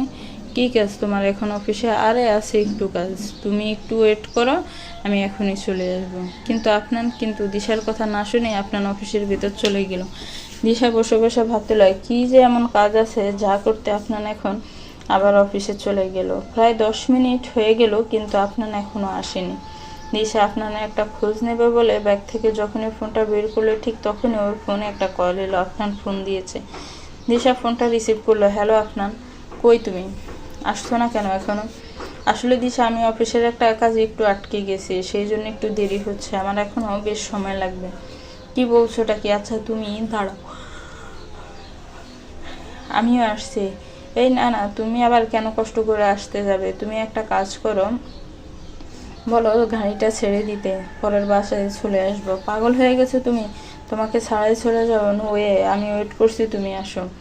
দিশা, তুমি বুঝতে পারছো না, আমার দেরি হবে, আর সবাই যদি আমার জন্য ওয়েট করে তাহলে তো আমাদের কক্সবাজার পৌঁছতে অনেক দেরি হয়ে যাবে। তোমরা বরং আগে যাও, আমি দ্বিতীয় গাড়িটা নিয়ে আসছি। আচ্ছা কি এমন করছো বলো তো?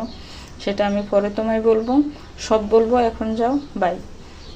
ওকে যান, ভালোভাবে আসবে, কোনো সমস্যা হলে ফোন দিও ভাই।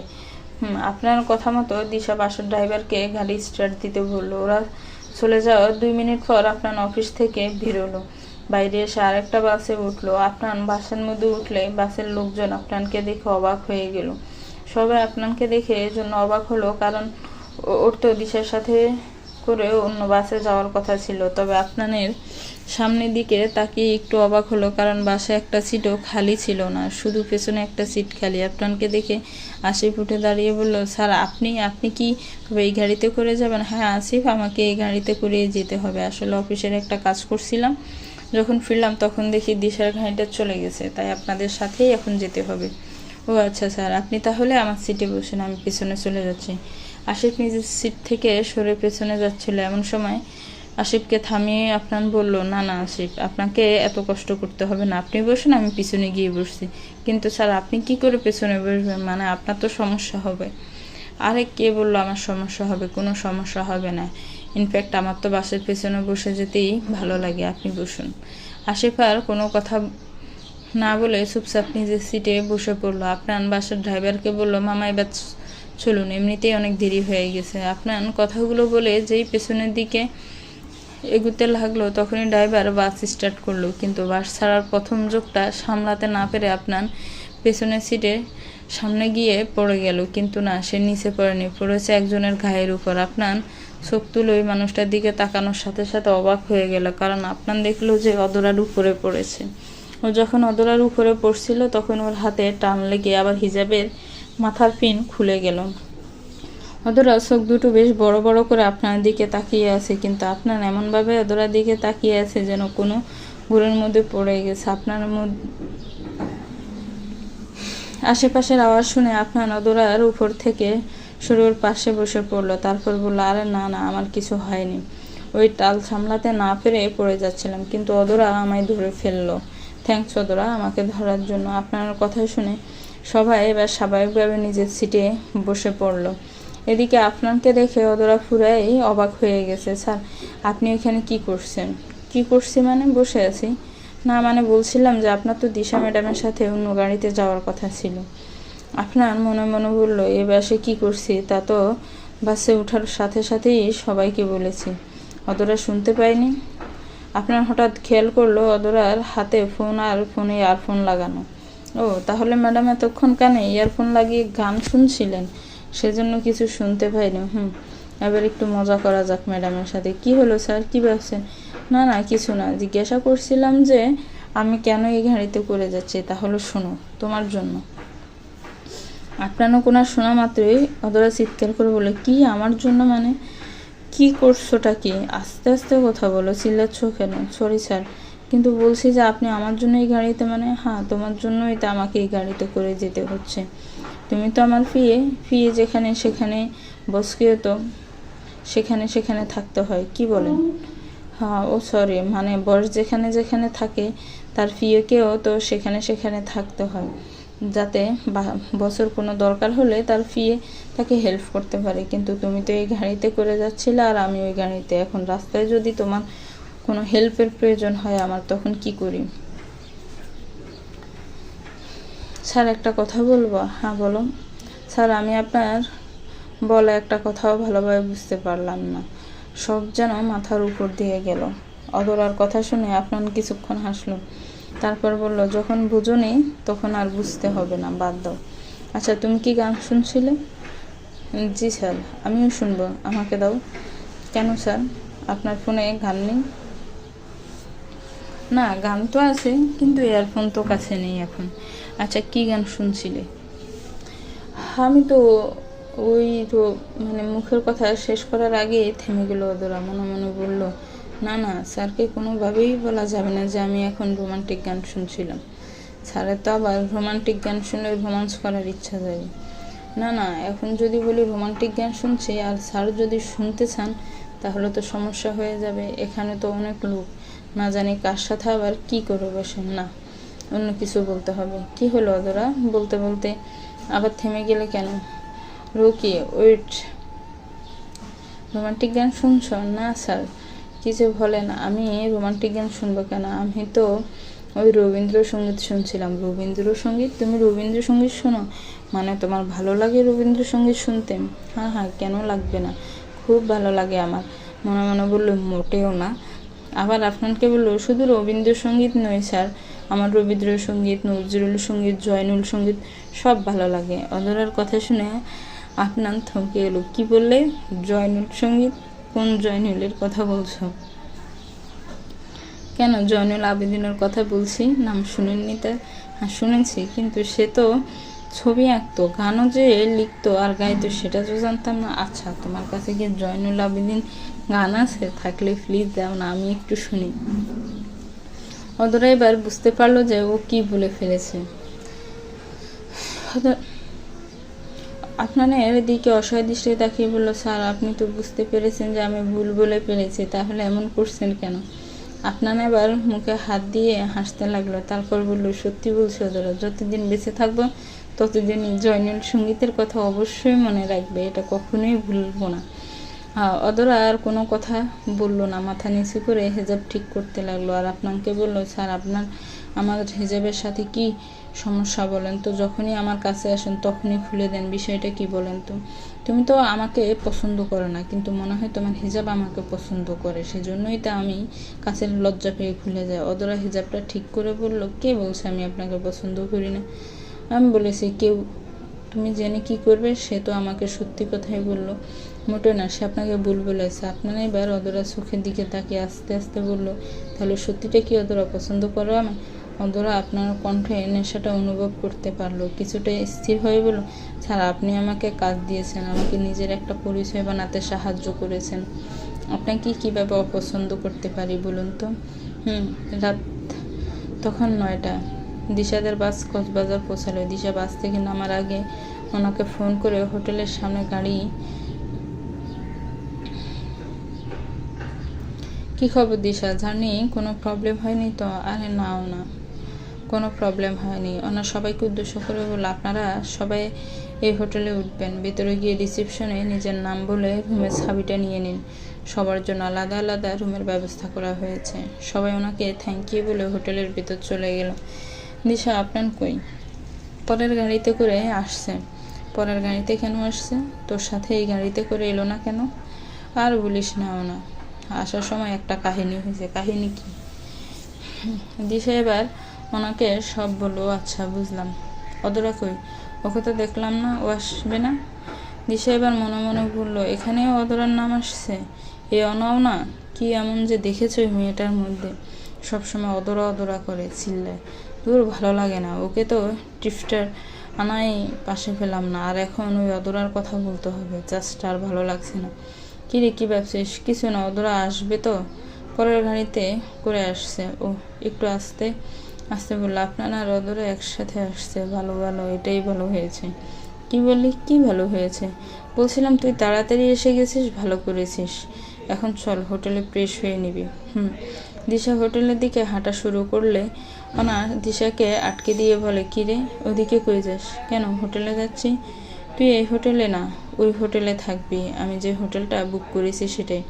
কেন, এই হোটেলটা কি শুধু স্টাফদের জন্য? কিন্তু আপনার তো বলেছিল আমাদের কোম্পানির হোটেল আর তোর কোম্পানির হোটেল আলাদা, তাহলে কীভাবে কি? ওরে দিশা, তেমন কিছুই নেই। আসলে কি বলতো, অনেক দিন হয়ে গেছে তোর সাথে ভালো করে আড্ডা দিনে, এই টিপে জমিয়ে আড্ডা দিবে। আচ্ছা, সব তো বুঝলাম, কিন্তু আপনার কোথায়? থাক। দিশার কথা ভালোভাবে শেষ হতে না দিয়ে অনা বলল, আরে আর 1 মাস পর তোর আর আপনার বিয়ে হয়ে যাবে, তখন কি আর তোদের সাথে এরকমভাবে সময় পাবো? তখন তোরা তোদের রোমান্স নিয়ে ব্যস্ত হয়ে পড়বি। তোদের বিয়ের কথা শুনে দিশা একটু লজ্জা হয়ে গেল। লজ্জা মাখা কণ্ঠ বলল, যা কি যে বলিস না তুই। থাক, হয়েছে, আপনাকে আর লজ্জা পেতে হবে না, এবার চলেন। ওনা দিশাকে নিয়ে ওদের হোটেলে নিয়ে আসে। দিশা ফ্রেশ হয়ে নিজের রুমে বসে ফেসবুকিং করছে। এমন সময় ওনা এলো। কিরে, কি করিস? না তেমন কিছু না, তোর কি খবর বল? এই তো আছি ভালোই। আচ্ছা শোন, আপনারা কখন আসবে রে? আমি ফ্রেশ হয়ে এসে আপনাকে কল দিয়েছিলাম। ও বলল যে ওদের আরেকটু রাত হয়ে যাবে আসতে আসতে। কেন আরও রাত কেন হবে? 2টা বাস তো একসাথে ছাড়ছিল, তোরা আগে এলি, ওদের এত লেট হচ্ছে কেন? শোন, আমাদের গাড়ি ছাড়ার 5 মিনিটের মধ্যে আপনার গাড়িটা ছাড়ে, কিন্তু রাস্তার মাঝখানে ওদের গাড়িটা নষ্ট হয়ে যায়, তাই এদের একটু দেরি হচ্ছে। ও আচ্ছা, চল তাহলে ডিনারটা করে নি। চল। অনার দিশা ডিনার করতে চলে গেল। রাত 10:45। আপনারা কক্সবাজারে এসে পৌঁছালো। হোটেলের সামনে গাড়ি রাখার পর এক এক করে সবাই হোটেলে চলে গেল। অদরাও ভিতে চলে যাচ্ছিল। এমন সময় আপনার বলল, অদরা। জি বলুন। অদরা শুনছে। বলছিলাম যে তুমি কি অনেক টায়ার্ড, মানে এখনই রুমে যাবে? কেন স্যার, আপনার কোনো কাজ আছে? হ্যাঁ, মানে না না, তেমন কোনো কাজ না, ভাবছিলাম একবার একটু ওনার সাথে দেখা করে আসি, ওখানকার কী অবস্থা, দিশার সাথে একটু কথা বলে আসি। যাবে? জি স্যার, চলুন। অদরা আর রাফনান গেল ওনাদের হোটেলে। ওরা দুজনে ওনার রুমে যায়। রুমের দরজা নক করার সাথে সাথে ওনা বলল, কে? আমি। আপনার দরজা খোল। ওনা তাড়াতাড়ি গিয়ে দরজা খুলে দেখে আপনার আর অদরা দাঁড়িয়ে আছে। আরে তোরা কখন আসলি? এত লেট হলো তোদের? আর বলিস না, রাস্তার মধ্যে গাড়ি খারাপ হয়ে গেল, তাই আসতে একটু দেরি হয়ে গেছে। এই তো কেবল আসলাম। আমাকে একটা ফোন করতিস, আমি যেতাম তোদেরকে পিক করতে। অদরা বলল, না না আপু, পিক করার কি আছে, সবাই ভালোভাবে হোটেলে পৌঁছে গেছে। ওহ, তাহলে তো ভালো। তো আসতে কোনো অসুবিধা হয়নি তো অদরা? না না আপু, কোনো অসুবিধা হয়নি। এমন সময় ওনার রুমে এলো দিশা। দিশা আপনাকে দেখে জড়িয়ে ধরে বলতে লাগলো, আরে বেবি, তুমি কখন আসলা? আমাকে একটা ফোন করলা না কেন? ওনা বলল, উহু দিশা, বিয়েটা এখনো হয়নি, একটু তো দূরত্ব রাখ। হোয়াট? এবার ওনা আপনার দিশার হাত সরাতে সরাতে বলে, দিশা, এই তো একটু আগে এসে পৌঁছালাম, তোমার কি অবস্থা বলো? ভালো লাগছে এখানে? হ্যাঁ, আমার তো অনেক ভালো লাগছে, কিন্তু মনে হয় অদরার জায়গাটা ভালো লাগেনি। ওনা বলল, কেন এভাবে বলছিস কেন? দেখ না, ওর মুখটা কেমন কালো করে রেখেছে, আর আমার সাথে এখনো কথা বলেনি। অদরা জোর করে মুখে একটা হাসি এনে দিশাকে বলল, আরে না ম্যাডাম, তেমন কিছুই না, আসলে অনেক লম্বা জার্নি করে এসেছি তো, তাই একটু টায়ার্ড লাগছে। আচ্ছা, আপনারা গল্প করেন, আমি একটু ফ্রেশ হয়ে নিই। আপনার বললে, দাঁড়াও অদরা, আমি যাব তোমার সাথে। তুমি যাবে মানে? তুমি কোথাও যাবে? কোথায় আবার? আমাদের হোটেলে। কেন, তুমি এই হোটেলে থাকবে না? আমি এই হোটেলে কেন থাকবো দিশা? আমি তো ওই হোটেলটা বুক করেছি, আর এই হোটেলটা তো অনা বুক করেছে, তাহলে আমি এখানে কেন থাকবো? আমিও ওই হোটেলে যাব। অনা এবার বলল, দিশা, কি বলছিস তুই? তোকে তো সেই সময় বললাম যে আমি তোর সাথে একটু থাকতে চাই, তাহলে? কিন্তু আমি তো আপনার সাথে থাকতে চাই। শুন, এসব ফালতু যে করিস না, আর তোদের এখনো বিয়ে হয়নি, লোকে এদেরকে এভাবে দেখলে কি বলবে সেটা একটু ভাব। লোকে কি বলবে মানে? লোকে কি বলবে সেটা আমার ভাবনার বিষয় নাও না। আর আমি কি আপনার সাথে রুমে থাকবো নাকি? আমি তো আলাদা রুমে থাকবো। আপনার বললো, কিন্তু দিশা, তুমি থাকবে কোন রুমে? মানে ওই হোটেলে আর কোনো রুম খালি নেই, ফুল হোটেল বুক হয়ে গেছে। দিশা কিছুক্ষণ ভেবে বললে, একটা কাজ করা যায়, অতরা তুমি এই হোটেলে আমার রুমে থাকবে, আর আমি ওই হোটেলে তোমার রুমে থাকবো, এরকম করলেই হয়।